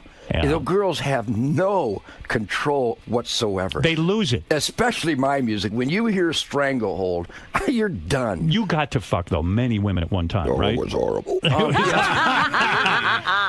Finally, what do you think of those Navy SEAls, huh? Well, those are my boys. I get to train with these guys. Did you train Team 6? Were you on that mission to kill Osama bin Laden? I was there in You killed them, didn't you? I promise they heard Stranglehold on the way. No, those are my heroes. We talk about equality. I'm sorry, you and I are not equal to these guys. We're not. These are superior human beings. Absolutely. But can you dive into a pool with your hands and your feet tied and do somersaults? Ted, I'm going to tie you up and throw you in a pool. My training with the Navy SEALs is a limping, gimping 63-year-old man just trying to shoot good with these guys. You're okay with gays. You're okay with gays in the military, aren't you? Absolutely. I love gays, man. In fact, yes, some of my best buddies are gay. In fact, I'm one of the directors of the Pink Pistols. What about gay marriage? I didn't know that. Yeah. Gay marriage? Ted invented it. I don't consider that marriage. You guys can hold hands and blow each other all night, but that ain't marriage, baby. That's marriage. It's a variation. Sometimes it's not marriage for a heterosexual guy. Have you noticed that? Ted, I love you. When did you know you had your own sound? Like you were sitting there playing everybody else's stuff? Well, Robin, the Gibson Birdland was invented as a jazz guitar, and you can tell when I turn it down, it has such a rich tone in it, Tim. That's your favorite guitar? It's an animal. And then when you turn it up the way I do, it has a resonance because it's a hand Do you carved. play that on stage? I do. I have an arsenal of these, and they just have a wonderful sound. How many guitars do you own? 39 or something like that. Was the Telecaster the favorite guitar of Jimi Hendrix? Telly, but he played Les Pauls, he played some SGs, but mostly the Telly. Who are we endorsing in 2012 for president? Nobody yet. Ted Nugent doesn't have a clue? No. Well, I have some clues, but right now I'm not endorsing anybody fully because they haven't impressed me enough yet. All right, very good. All right, listen, I could talk to you all day. Same, Howard Godspeed, man. Robin, I love you. I love you. too. And And Ted, I see a couple of questions here on the phone, and forgive me for using some of your... Go nuts. Does Ted ever hunt with his fans? Do you hunt with fans? Well, I do a lot of charity work. I donate, 20, 30 hunts a year that I guide and outfit and cook and help guys track and teach them how to hunt, and we gut and skin and butcher and cook the animals. And it's at Sunrise Safaris. You can see it at tednugent.com. What's that cost? Yes, you can buy these hunts. And a lot of guys, it's about donations usually. But I also book hunts. I'm going to Quebec and New Brunswick. You don't take the money for yourself. It's all a charity. No, this goes to military. What's the last thing you killed? What's the last thing you killed? I killed 11 cottonmouths last week in Texas. What's a cottonmouth? I don't know. Poisonous snake. Poisonous snake? Yeah. The water is receding, so the cottonmouths are accumulating at the low water level, so I kill them. Real quick, Walter, go ahead and say hello. Hello, Walter. I forgot to get some fans in on this. Go nuts, Walter. Hello. Quickly, Walter. Happy turkey season. Hey, Howard, from another Michigander. Michiganiac. When Ted says he's going to play his favorite lick, and I think Here Comes Stranglehold, and then he plays it. It's like better than a Sibian ride. Yes, and that's a perfect. That's a big deal. Do you still take the bow and arrow on the stage with you and shoot it? Yeah, I do. At the end of Great White Buffalo, I blow up my guitars with flaming arrows. Why not? Let's go to Todd. Todd, real quick in Toronto. God bless Canada. How you doing, Ted? Hey, Todd. How you doing, Tack? Man, this is my Birdland blood brother up there, man. This is the god of tone in Canada. Really? Yes. I thought it was Todd. Hey, Todd, how did the Birdland sound on the Howard Stern Show? Oh, fantastic. Perfect. You can't beat that. And you can tell it's a Birdland, can't you? Todd, what do you want to say? Howard, you should go over and watch him at the Iridium Club today. Being a budding photographer, go over there, take some photos. Oh, there you go. Yeah, maybe I should shoot Ted. Come on. And it's just a fantastic experience, and 3 great shows in Texas last month, and looking forward to seeing you up here at Rama in the summer. Very good. There you go. Another fan. Jim, go ahead. You have the last question, and then I'm going to move out of here. Jim. Go ahead. Hey, what's up, Ted? Good morning, man. Hey, man, did you know Courtney Love said she gave you oral sex backstage? Yeah, I read that. Yeah, have you heard that? Well, that was not true. I would have remembered She that. claims she was 12 years old and she blew you backstage. I would have remembered that. You know, if you take enough drugs, you might think you blew me. You know what I mean? What about other girls that got stories like that, Ted? What about girls that have stories like that? Yeah, young girls. There's other stories like that, too. Is that true? How dare you. Phil, go ahead. You're on the air. Oh, my goodness. Hey, Uncle Ted, where have we seen this before, man? Indeed. Bloody arrows for everybody. That's right. Hey, I have a question. Going back to Michigan, what do you think of the hunting laws going on there right now? I've been dying to ask you, and I love you on the show, but what do you think of what's going on with the changing of the laws up there? Well, Michigan's a clusterfuck any way you look at it, but Rick Snyder's a good governor. I think it's in good hands now. I've had great meetings with the DNR and the NRC and the different conservation You're trying to get the hunting laws changed. Yeah, for example, in Michigan, they are desperately in need to kill more deer. But in the Upper Peninsula, you're allowed to spill grain, which, by the way, all wildlife eats spilled grain. That's why there's so much wildlife, because there's so much agriculture, and that's what sustains dynamic populations. But in the Upper Peninsula of Michigan, you're allowed to spill grain so you can ambush a deer more readily, especially with a short-range weapon like a bow and arrow. But in the same state, you're not allowed to do it in the Lower Peninsula, where the vast majority of hunters are, and they're desperately in need of killing more deer because they're being slaughtered on the highways. They're causing millions of dollars of crop destruction. So you're trying to get the laws changed for yes, and by the way, I think I have. I see. Yes. All right. Well, listen, Ted, we could talk all day. Yes, we could. I love the Howard Stern Show because nothing is sacred. You. But thank you for coming in. My pleasure, man. A real it's good honor to be with you as And always. after I did the Huckabee Jam, everybody bombarded me with tweets and that said that you were raving about my guitar playing. So thank you for that, because your I love my guitar Star-Spangled playing. Banner was fantastic on Huckabee. We do it every night on stage, too. And I played it because it was such a great rendition. Well, it really thanks. was I appreciate wonderful. it, man. The great, fabulous Ted Nugent, everybody. Goes. I need 10 hours with you. I can do it. Yeah. Now, that's a real badge, huh? I mean... Yeah. That's great. It's real. Everything's real, man. We're good. Ted. Was that cute? He went everywhere with That was a little different, wasn't it? Yeah, it sure was. You want adventure? Here I am. What's the secret to navigating a Howard Stern interview? The same as any campfire dialogue. You be honest and forthright and let her rip. No inhibitions, you know. If you're open and honest and you just share the conversation with some respect for the other guy, you can't go wrong. Howard's my buddy. So you don't feel he went too far with your children, or? Yeah, my kids are in charge. You know, they can handle anything. I think it's rude to ask my daughter about, but I'm at the Howard Stern Show. You think I was surprised by some rude shit? I think that's cute. Rude can be cute, so Howard didn't go too far. He's able to toe the line a little bit. Sure, I think so. What do you love about Howard Stern and his show? That he's defied the status quo, and he's still on the air, and he's still doing what he does, breaking all the rules that he has over the years.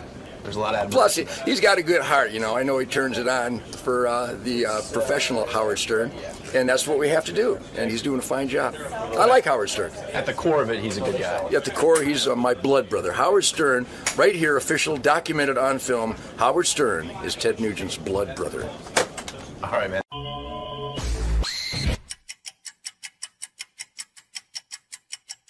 You want to go over Weiland notes? Yeah, because if he doesn't get here by 8:20, just tell him to go home. He'll be here. Yeah. I mean, you know, I don't want to spend my whole morning here waiting for him. It's the same story with him every time. I know, he can't be on time.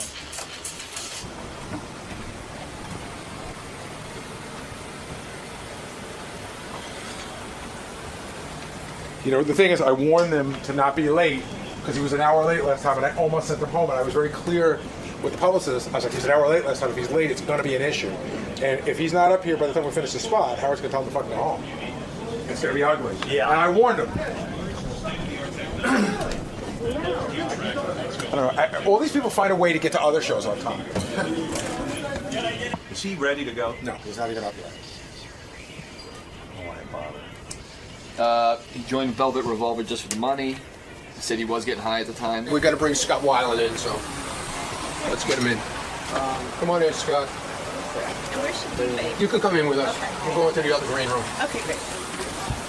I'm going to get Scott. Hey, Scott, I'm going to get you signed in right away because we're going to be on in about a minute, if that's okay. Okay.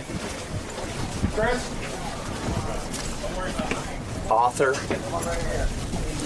That means I write books. He's got to have to sign in.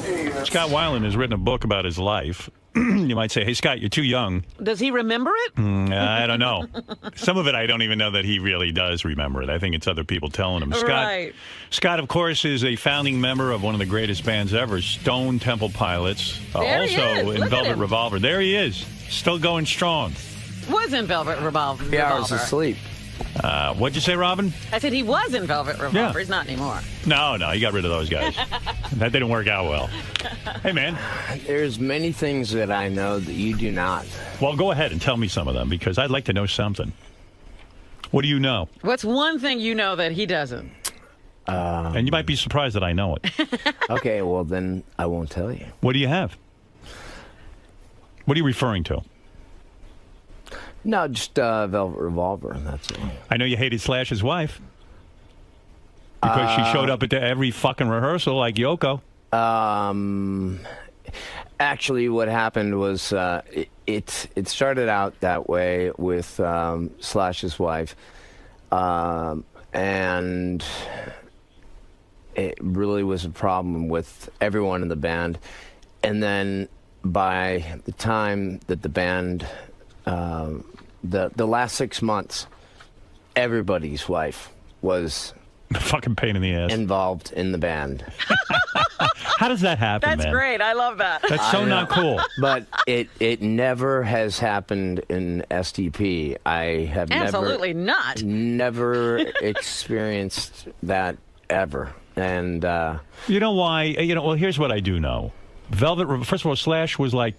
You worshipped him when you first went into the band. I mean, he was one of your. I still do. I think he. I mean, I think he's a great person. We all have our our deficiencies. Sure. And, Hasn't he divorced that wife now? That's like their private stuff. Yeah. No, but they're not divorced. They're not divorced, but are they together? I don't know the ins and outs of it. All I know is I heard that there was going to be a divorce, and then you heard they were together. Yeah. You know what's weird with rock and roll? It's almost like any behavior you want, you can kind of almost get away with it. I mean, there are no rules. There's no rules. Everyone can be sort of out of their mind. No, that I think that was more the case, like when like in the 90s, when bands actually made it, by the grassroots sort of way, and if you're into indie bands, you actually got the single in the mail. Do you still love music? I mean, do you still love making music, or are you just so fucking burnt out? I love making music. I love writing. I love recording and producing. And why do you think it's not enough for you, though? I mean, is the downtime so boring? What I don't like is the fact that in rock and roll, nobody buys records anymore. That's right. I mean, because of the internet. Country music, people still buy records. Yes, that's true. Because they're too stupid to work their computers. Well, I mean, it's just a different culture, you know. Right. Well, it's ruined the record business. You're absolutely right. It's destroyed it, and so I have to be on the road now to maintain my standard of living. Are you broke? No, I'm divorced. So let me understand your finances before I get into the book. You've written a new book. Yeah, and it's fascinating. But Scott, here's what I want to know. I'm much more cash poor than I was. You've made how much? Do you ever sit down and estimate how much money you personally have brought in? I don't mean STP. I mean you as a performer. Yeah. How much money do you think you've earned in your time? I tried to figure that out one time, and $30 million. It was somewhere around $30 million. Yeah. How much of the $30 million? Now you've been married twice. Yeah. You just got divorced recently. My first marriage, there was no prenup. So she wiped you clean. Yeah. 50-50, right down the middle. Yep. Was that while you were in STP?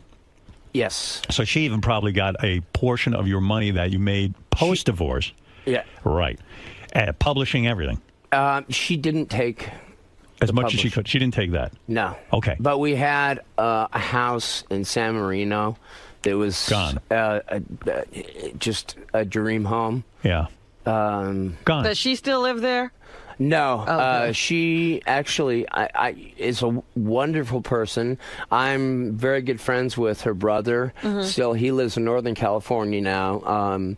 He couldn't live in L.A. But she has more money than you do. Yeah, she ended up marrying a friend of hers from a childhood friend. But probably who makes more money than I do. He's a banker. But she probably took out of the marriage. I don't know how much she got at the time that she divorced you. But I'm saying she probably held on to her money, whereas you, because of your drug history and everything else, you probably blew through it.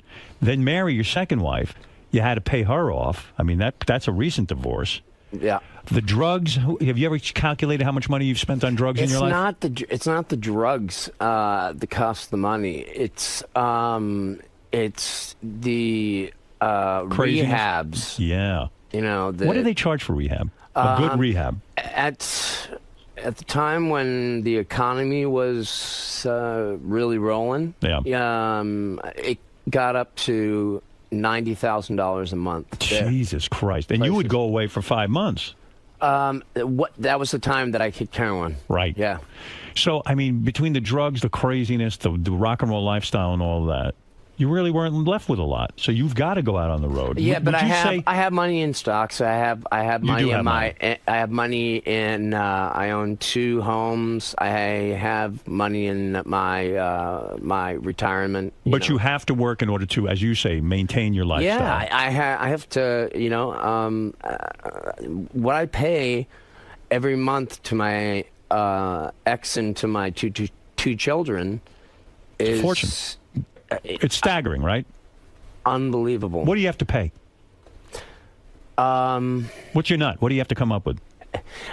Between myself and my ex,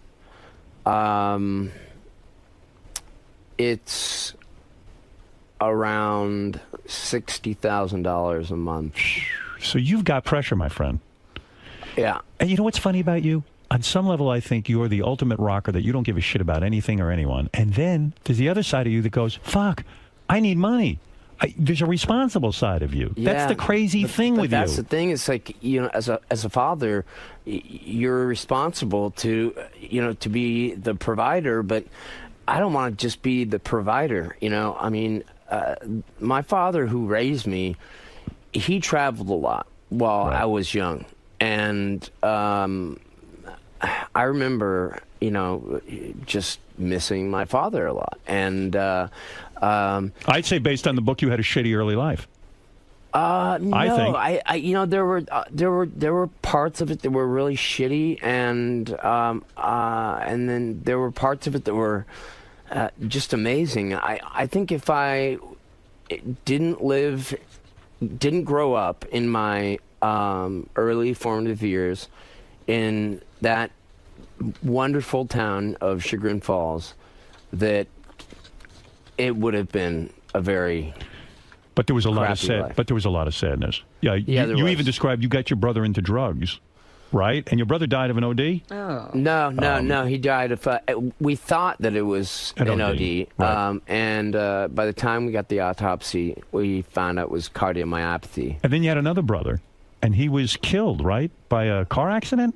My stepbrother, Craig, who my natural father, he married Martha, right, my stepmom, and it was right before his birthday, and I was getting ready to go out there, and I got a phone call, and my mom just screamed out the door while I was coming home from school, and at the end of the driveway, Scott, you have a phone call. You have to pick up the phone. You got a phone call. It's your father, and or Kent, as she would call him, and it was unbelievable. He would ride wheelies, first of all. This is your brother? Yeah, I mean, literally. What was on the phone call? That your brother was dead? Well, not dead yet. That there was a massive hematoma in his head. He got hit by a car? Yeah. Riding his bike? He looked one way and saw one car, but it blocked the view of the other car coming the other direction. Right. He pulled the wheelie to right across the street, and boom. Got hit. Yeah. It's a lot of sadness, right, man? Yeah. You think that's what the whole drug thing was? Shitty relationship with your father, divorce, your parents go at each other. Maybe that was it. You just couldn't fucking take it. And maybe music was your only salvation, in a sense. You know what? I think that this is kind of what it is. Everybody has sadness in their lives. And most people... That's a lot of sadness to have. Most people, experiment with, alcohol, marijuana, most people don't experiment with heroin. Right. But a lot... But you say in your new book that you experimented with heroin because you thought it was sort of opening up the creative process for any good rock and roller. Well, I looked at all the great writers, from the Beat Generation, the jazz players. They all did it.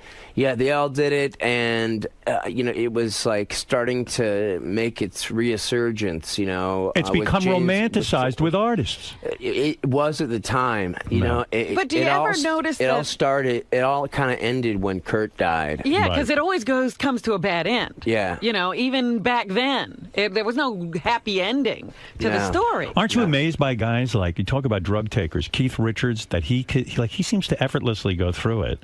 I mean, he's clean now, but I'm saying, like, he kind of went through his life. He did drugs, this and that, and he's like, I did it, and then I kicked it, and then it was no big deal. Did you ever see that movie, The Adjustment Bureau? No. You got to watch it. It's an interesting take on like, not just one religion, just the idea of, a higher power and angels. Right. And they're like a corporation. And they sort of just do little minor nudges here or there that, like, make you take a different track. It's like Keith was sitting just on a little tree and just happened to fall off and bump his head a certain way. And because of that, he couldn't do cocaine again. I think the angels in some way. They knocked him out of that tree. You need to get knocked out of that fucking tree. No, I don't do cocaine anymore. Well, you are clean except you drink. Yeah. You know, this is what kills me about it you. goes back and forth. It goes back and forth. Between what? Drinking and not drinking? Yeah. But yeah, you're not doing heroin anymore. Nope. You're not doing cocaine. Nope. You're not smoking weed. Nope. I've never been. In high school, it was fun to go surfing and do it. You know, watch a Monty Python movie. But why drink? Why not live the sober lifestyle once and for all? Well, that's really what I want to do. You can't do it though. You're not strong enough. No, I am strong enough. I kicked heroin. But can you kick booze? Years. Booze is just as strong in your life, I'm sure. You always need something to keep you drinking. No, I was sober for 4 years. Right. Like completely sober for 4 years. Were you in hell? No, I was. It was the happiest time of my life. So why not go back to that? You see, that's what frustrates. I mean, when I see you with STP or even with Velvet Revolver, these guys get so frustrated with you because they just want to say, Scott, you're like one of the most talented human beings on the planet. You sing like a fucking angel. You can write music. You don't understand, like, the politics behind that all. Like, in STP, Dean was a junkie and a crack smoker, too. Right. You know? But he cleaned up. Yeah, and with Velvet Revolver, there was only one person, I'm sure you know who that person is, who stayed clean. Okay. Everybody fell off the wagon. But they get annoyed with you because you're the lead singer. You're the guy they depend on the most. They can get through their fucking set without, you need your voice. You need to have your presence of mind. You've got to remember lyrics. You've got to be the ultimate performer. And they get frustrated with you because they think that you go beyond what they do. Like, they can at least show up. You show up and you're fucked up and stuff like that. And they freak out, these guys. To the point you even describe in the book, you got really pissed off with Velvet Revolver because they said to you, hey, man, you got to go to rehab? You pay us because you're costing us money. And STP, the same thing. They did the same thing. You got really mad at Stone Temple Pilots when you sat there and said to these guys, I got to go to rehab. And they said, well, yeah, well, you're going to cost us money, so you better pay us. Yeah. You got to pay. That fucking did it, right? Because you feel you have an illness and you were going to go get help. And that's saying, hey, don't get help. You pay us. Is that why you were angry and bitter? There's a lot of resentment because of that, yeah. You don't feel they're your real bros or they love you? Because anyone who loved you would have said, you know what, you go to rehab. Don't worry about paying us. We'll figure things out, right? Yeah. That's painful. Yeah, that is. It's shitty. And when you told those guys they were shitty, didn't matter. You feel betrayed. Yeah. Betrayed. But that's what I got from the book. But I always hear this thing about the politics, and the politics is always that they're not clean either. No, I'm not saying they're not clean either. Like in STP, the only person that even, Robert drinks a beer once maybe twice a month. Mm-hmm. So Scott, what's your point about that? What I'm saying is during the main part of STP's career, Dean and I did drugs. Yeah. But so he should have been more. One. You're right. He should have been more understanding, is what you're saying. Yeah. When you said I had everybody looked at you. Everyone looked at you and pointed the finger that you're the problem, but there were other problems. You're saying. Yeah. Right. Have you had it? Did you ever get it so bad that you just said, "Hey, like Kurt Cobain, I just want to fucking end it all"? Have you ever been at that point? I've been to that point before, and what someone said to me? They said, it's because I had kids, and it was when I was doing heroin still, and I felt like I just could not kick, and I was trying and I was getting so depressed. You even describe in the book that your wife picked you up from a 5-month hardcore rehab, and you jumped out of the moving car because she would not take you to score. The second you got out of rehab. No, that was after I got arrested. I spent the night in jail. Right. And I was dope sick. Yeah, I see. Yeah. Isn't it crazy? Everyone looks at your life as like, wow, this guy must have it all. I mean, seriously. It's same with like Kurt Cobain. I mean, I look at you and go, oh my God, if I could be the lead singer in a band that actually wrote really great music like STP. And performs it like you do. Yeah, and it's effortless. Yeah. I look at that from the outside and go, what could be better than the rock That's star got to life? be fun. And yet it just seems miserable to you. Well, touring, that's what I was getting at, is, it's touring now, it has become, it used to be there were only a few nights where you felt like you're punching the time clock. Right. But touring has kind of become a punch the time clock kind of gig because why? Because we didn't have to tour as much. Because you could sell records. We were selling, we sold 40 million records between, all my bands. It's like, and then, so that meant, multi-million-dollar advances and you make a great point. and in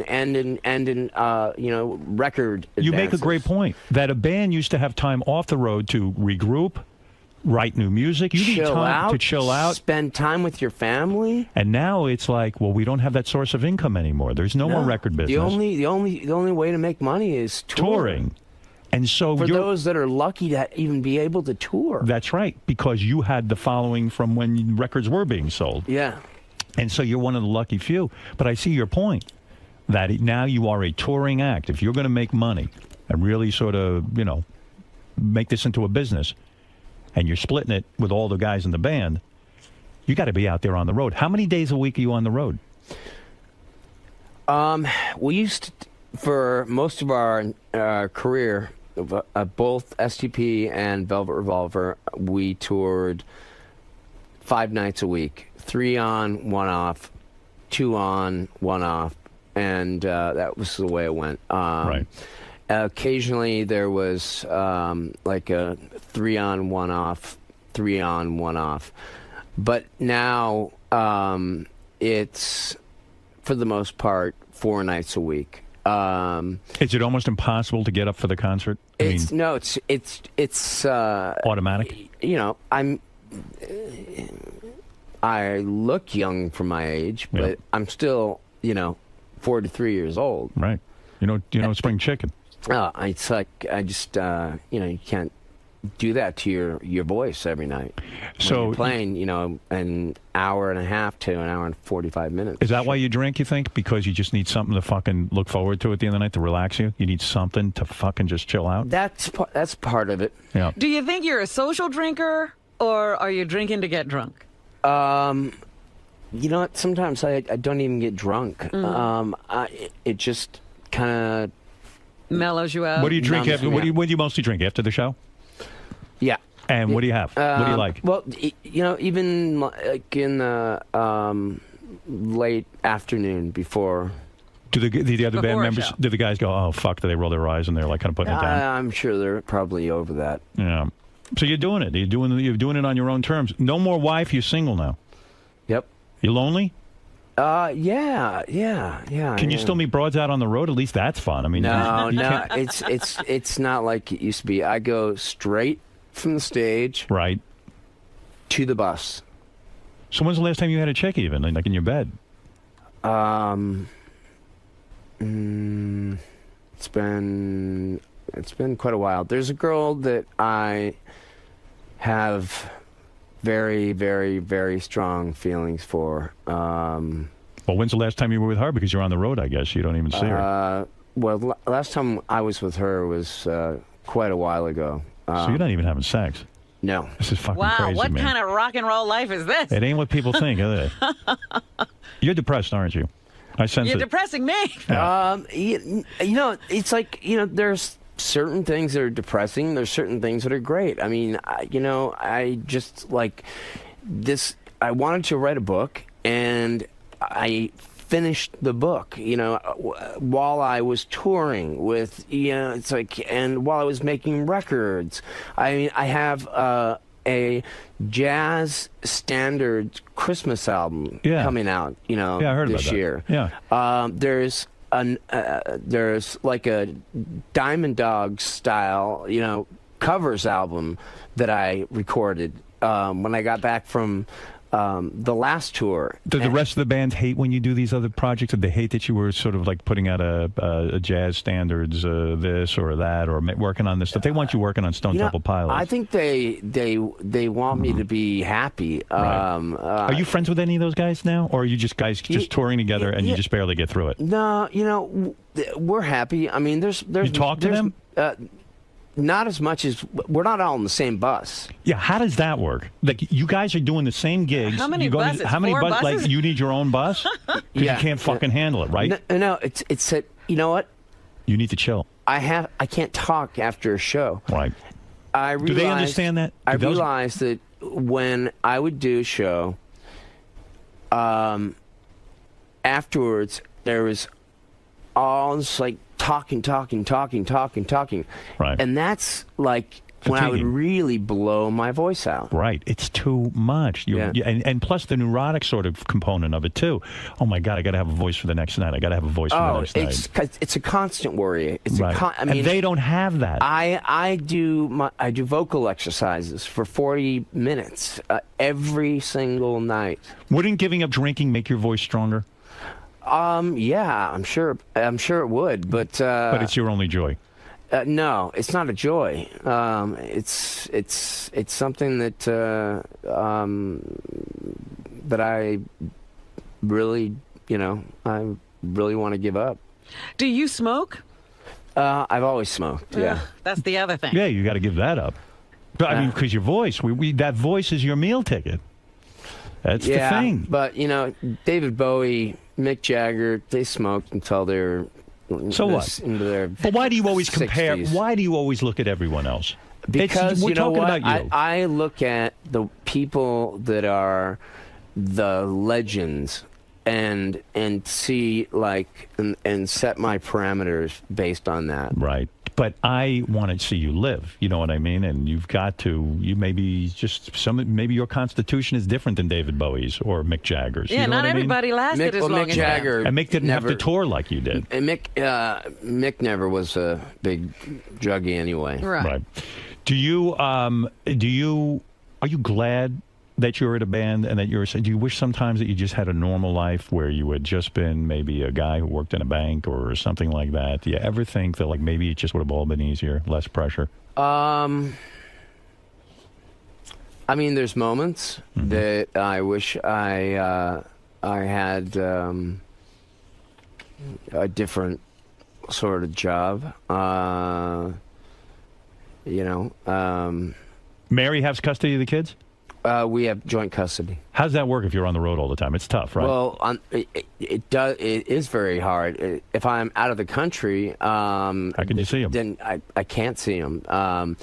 But when I'm in the country, then they fly out and they can hang with you a little bit. Yeah. That's fucking crazy, huh, man? Yeah, but when I'm home, I see them.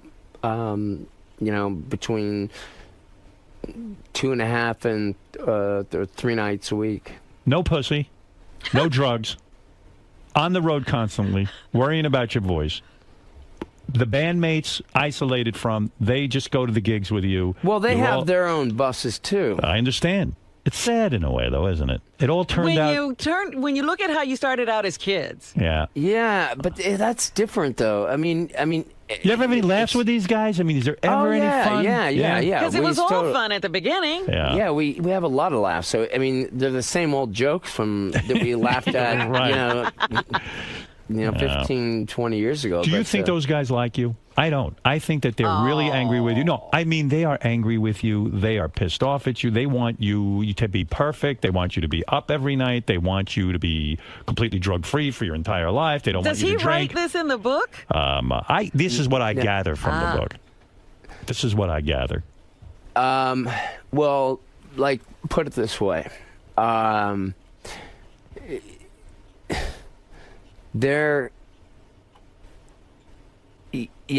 I have to say, Robert on bass rarely makes a mistake. But if Dean hits a clam, or if there's a tempo problem with Eric. Yep. It's not the same kind of thing because they look at themselves like they're musos, like musicians, you know, and like I'm the artsy guy. Right. You know? It's you versus them a lot of times. Is it always going to be that way? No, but it is. I'm sure. I don't know. I mean, do you ever want to wring their necks, Scott? Do you ever want to just say to them, listen to me. Do you ever want to just say to them, dudes? I'm too passive aggressive. But Scott, do you ever want to just say to them, you know, you motherfuckers, I gotta fucking sing. You fucks get to sit there and play your goddamn bass and your drums, and God bless you, you're good at it. But give me a fucking break. I got to deal with the human throat and sing and front this goddamn band. That is the smallest muscle in the human body. That's right. Is that why you always wear a scarf, to protect your throat, to protect your voice? No, I just think it looks cool. You look cool. I got to say, you always did. Scott Weiland's book, Not Dead and Not For Sale, is in stores now. I have to say, Howard, he yes. must feel the affection of his bandmates. For No. No! No, he doesn't. No, there are times, like, seriously. I mean, Dean and I both share a huge affinity for riding horses. Right. And I'm thinking about buying another horse. And I grew up with horses in Ohio. Did Bowie ride horses? Oh, I don't know. I think Jagger. Did Jagger ride horses? I think, yeah, I think. Maybe. Yeah.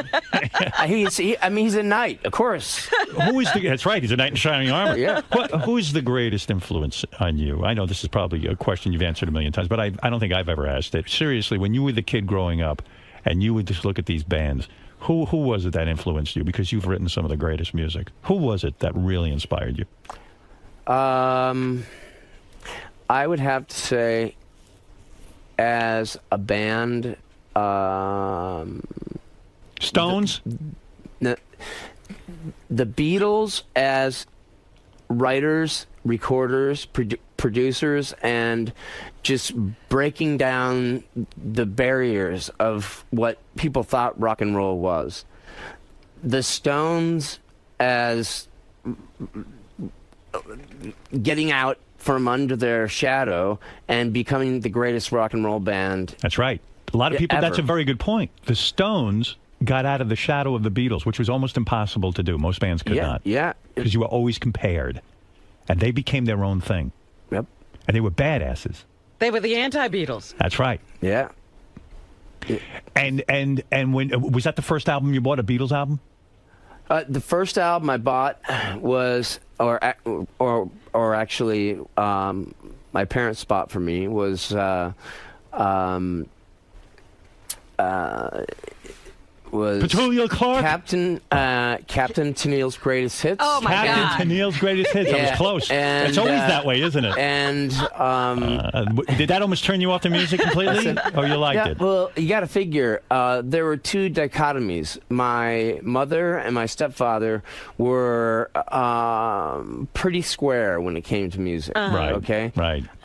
My father, my real father, blood father, and my stepmom were like really hip in the 70s when I was a kid growing up. So you had Captain and Tennille on the one side, and then you had what? What were they buying you? Oh, they were listening to Fleetwood Mac. They were listening to The Doors. They were listening to the Stones and the Beatles. They were listening to Jerry Jeff Walker. They were listening to Merle Haggard. Very hip. So you really love the music over there. Yeah. They were the more fun parents. Oh yeah, I mean they had parties. You know, Scott, in the book you bring up a very painful thing that you remembered recently. You know what I'm talking about. You were raped by a dude. Oh. When you were 12. Yeah.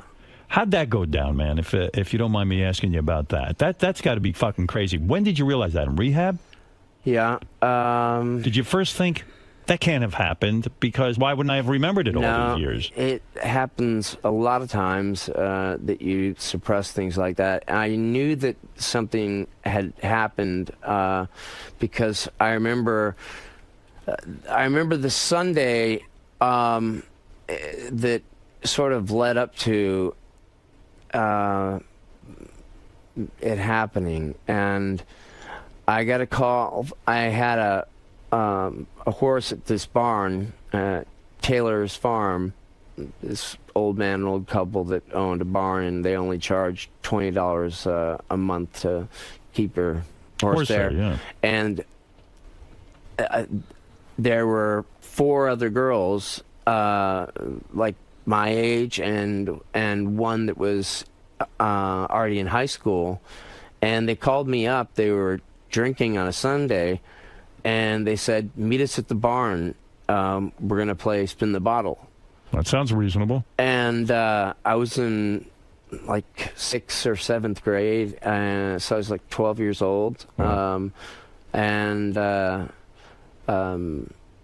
I went there, and we made a fort inside the hayloft, pulled out bales of hay, and then put wood over it, and then hay on top of it. So, and then little clubhouse. Yeah, and you know, we were drinking out of a mason jar, and nothing better than that. And you know, we were all having fun, and like, and then this guy like comes in, and he starts having sex with this girl, and it in front all of a you. Sudden freaked us all out. Was he really an older bad. guy? Yeah, he was a senior in high school, but he was 20 years old. Oh, one of those. Real winner. And he rode on the same bus, because this is a part of Geauga County where it was very rural, and so he fucked a girl right in front of you. Yeah. And then what did he do? Jump on top of you? No, and then on the bus,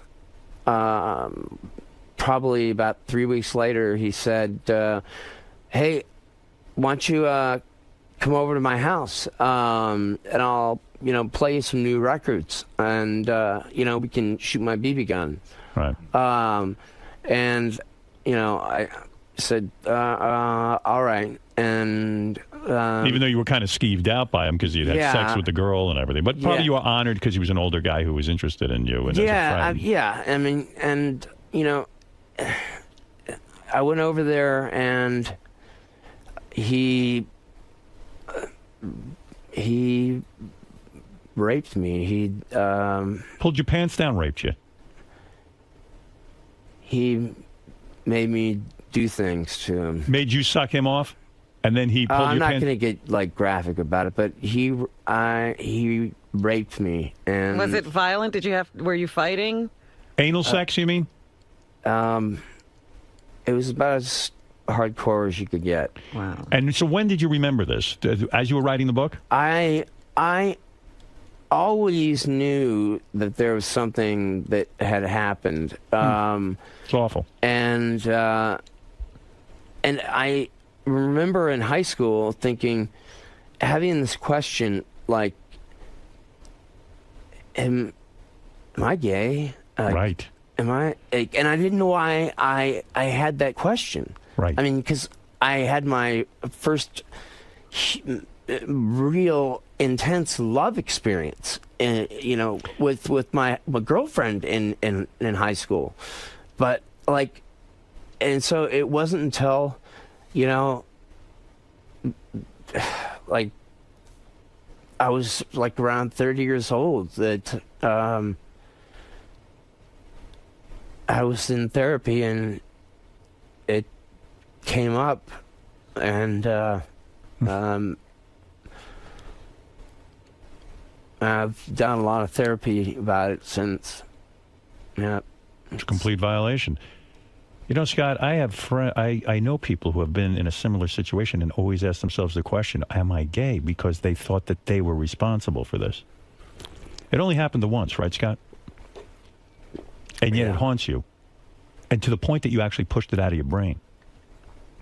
Well, it happens to you at a formative time in your life. That's when your sexual awakening is occurring, and you're beginning to identify who you are. And then something like this occurs. It's tough stuff. So so in a sense, you. I didn't tell my parents. I didn't tell anyone. I didn't tell my parents. I didn't tell anybody. Does that upset you? Does it upset you that you couldn't go to anyone? That you didn't have one person in your life? No, because the guy told me he would kick the shit out of me, and he would tell everyone in the high school, in the middle school, and the high school, which were across the parking lot from one another, that lies about me, and I wouldn't have any friends anymore. Scott, when you realized this happened, were you tempted to go back and confront this guy and say, "What did you do to me, you motherfucker"? No, because you know what, I don't even know his name. Right. And maybe, do you trust your memory on this? You know what happened, right? Oh yeah, I know exactly. I know every detail of it. And then you go home, and I guess at some point you don't even process it because you're a kid, and you just say, "Fuck it, I'm going to just not think about it." I think it's that conscious, you just go, fuck it, I'm not going to think about it. But you always have that question. You go, gee. Well, you're also trying to protect your family. The people don't realize how complicated it gets because somebody has threatened you, they threatened everything about you, and they've maybe even threatened your home life. And so you don't know, you're worried about your own self-perception. You don't know what people will think of you. It gets so complicated for a child that they are sometimes paralyzed into inactivity. Yeah, I mean, the day that I was coming here, there was a certain newscaster on a certain station that wrote a book, and oddly enough,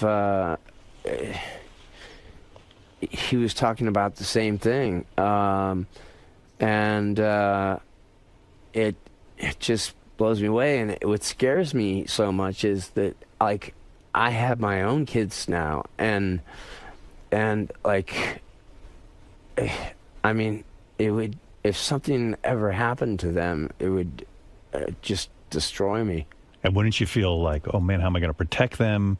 And would they be comfortable enough to come to me? Do you warn them? Have you ever warned them? Have you ever sat down and said, there's a lot of predators out there? Yeah, I mean, you don't want to scare them. Mary and I are, we co-parent together. When we have serious discussions, we talk together about things with them. And we let them know. I mean, we eased into it as they got older, Yeah. Do you miss Mary? I miss having our family, and I do miss her. I mean, there's times that I do miss her. You say in the book you could have saved the marriage if she would have gone into marriage therapy with you, but she wasn't willing to do it, right? Yeah, she wasn't willing to do it. Why? Why? She said, you know what? We went to marriage therapy before we even got married. Right. Like, I had this idea that if we went to if we went to therapy, like when we first moved in together, right? We had already been like a couple on and off, but once Janina like split from me, Mary and I were like a magnet together, right? And moved in together, and I had this idea that if we go to therapy, maybe we can like work out things that might happen down the road, and then they won't happen. They'll, it's like time travel, and be able to deal with it. But it didn't work. Were you ever able to talk to her about the rape, or you never even were able to talk to your wife about it? You were? Yeah, she knows about it. It's a fucking incredible book, an incredible life, man, and it's a really honest look at his life with all the ups and downs. And I think people will really enjoy the book, Scott. I'm sure it took you a long time to write it and really put a lot of thought into it. It seems that way to me. Yeah. And, and you're pretty damn honest. You talk about introducing Mary to heroin and stuff. I mean, that ain't an easy thing to admit to. No, I mean, she was against it. And then, one night I was doing it. She said she kind of gave up and just wanted to feel what it was that I was like so drawn to. Right. The thing was that I never saw anybody go from 0 to 60 in such a quick period of time. I mean, within a month. I mean, she was at my level. What a scene. Yeah. All right, hey, listen, Scott. It's I could talk to you for a couple hours, but I won't hold you here any longer. But Scott's book, Not Dead and Not for Sale. Yep. One thing I want to put now. across is that, you know, I am very grateful about having a musical career, an artistic career, you know, to be able to do things like, you know, write songs and perform. I just wish that I didn't have to perform as much. I got it. I wish You've explained it better than anyone I've ever heard explain it. You know, I wish I had time to write more books. And write more songs. And paint more. And, you know, do other artistic endeavors, you know. I understand it now. The way you explain it makes sense. With the record companies going belly up and the fact that you can't make money as a recording artist, you don't have that time to sort of percolate and let that songwriting thing happen. And you're on the road being a musician 24/7. Yeah. I get it. I get, and you got to come up with $60,000 a month. That's the fucking bottom line. You got to do it. You're a dad. Oh, shit. You got any heroin? Stop No. No. All right. Listen, it's been a long time. I get it, brother. All right, Scott Weiland of the great band Stone Temple Pilots. He's got the book out. Go get it. Hey, Scott. Hey, how you doing? Good, man. How are you? Good. Heavy stuff in there. Yeah. What's this? Howard has his own news department, and that's a digital recorder. Oh, really? So what am I supposed to do with it? Well, I'll hold it. So I'll tape you, and so will Greg. Oh, okay. No worries. Scott, that's a lot of heavy stuff in your book that came up. Yeah. Does that conjure up a lot of things? You know, I know you took the time to write everything and remember everything, but the way Howard goes through, you know, all the painful stuff. Every time I talk about that, I mean, whether it's with my mom or my ex or my psychiatrist, it is a heavy situation.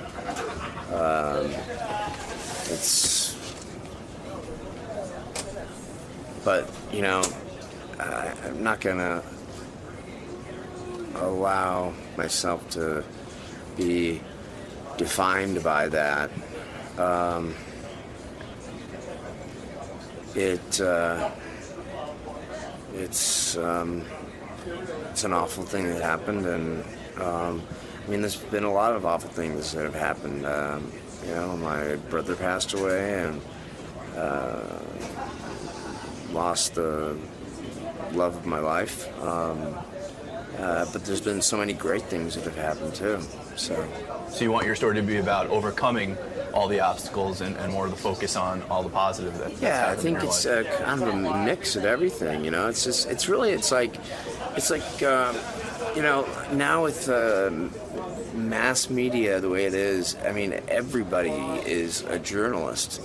You know, nobody really you know, knows who I really am. It's like, so I decided, you know what, I want to write a book. I want to put it out there, no matter how difficult it is, and tell my story. And as you know, brutally honest as it is, you know. The way Howard walks you through some of the things you've written about, is it almost therapeutic in a way? Does he handle you with the right amount of sensitivity, you know, given the heaviness of everything that's gone on? Yeah, you know what, I have a real good relationship with Howard. He's always been respectful. I mean, you know, of course he has his shtick, you know, that he you know, always asks about, you know, so like how many girls you date, and actually I have a girl that I have a lot of feelings for, and this one's gonna take some patience. The next time you return to talk to Howard, where do you hope you're at in your life, and what will be going on?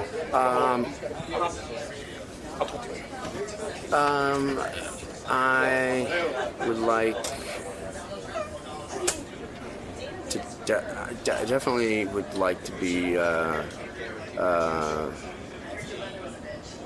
not drinking anymore. That's probably the most important thing to me right now, as far as goals. Okay. Well, thanks for stopping by, Scott, and good luck with your book. All right, thanks. Thanks, man. Good luck. Thank you. Yeah.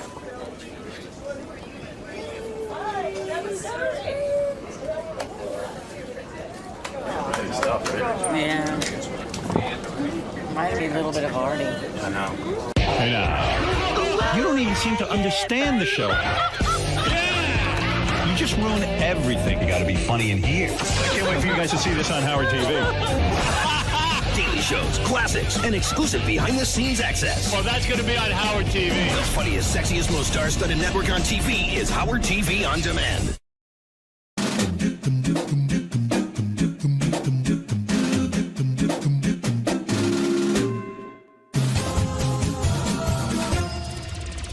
Hey Stern fans, welcome to Fine Time, a show where you, the fans, get the opportunity to ask questions and interact with your favorite Stern Show staffers, whackpackers, and celebrity superfans.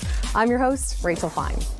Now, my guest today is a best-selling author, a pioneer in the world of radio. She's got one of the most recognizable and contagious laughs of all time. She is also known to masturbate with fruits and vegetables, have anal sex with complete strangers in a bathroom, and take hallucinogenic drugs while vacationing in third world countries. She is the inspiration for nearly every song parody that comes in on the show, and she's one of the few people I know who can challenge me in the boobs department. She is the queen of all media, Robin Clippers. That was one stranger. Singular on the strangers. Fair enough. That's you've earned quite the intro. That's, oh boy. Well, we had a lot of people writing questions for you, so I'm just going to jump into it. All right. First one comes in from Robin S. Robin asks, I'm curious to know where you envisioned your life taking you when you were back in high school. If you'd never begun working with Howard, what would you have wanted to do with your life career-wise, and how did you get hooked up with Howard? Wow. That's a mouthful. I had no vision. Really? I was just hoping to stay alive. Yeah, I just wanted to get out of high school and go to college. I never had any idea of what I wanted to be when I grew up. I mean, I'd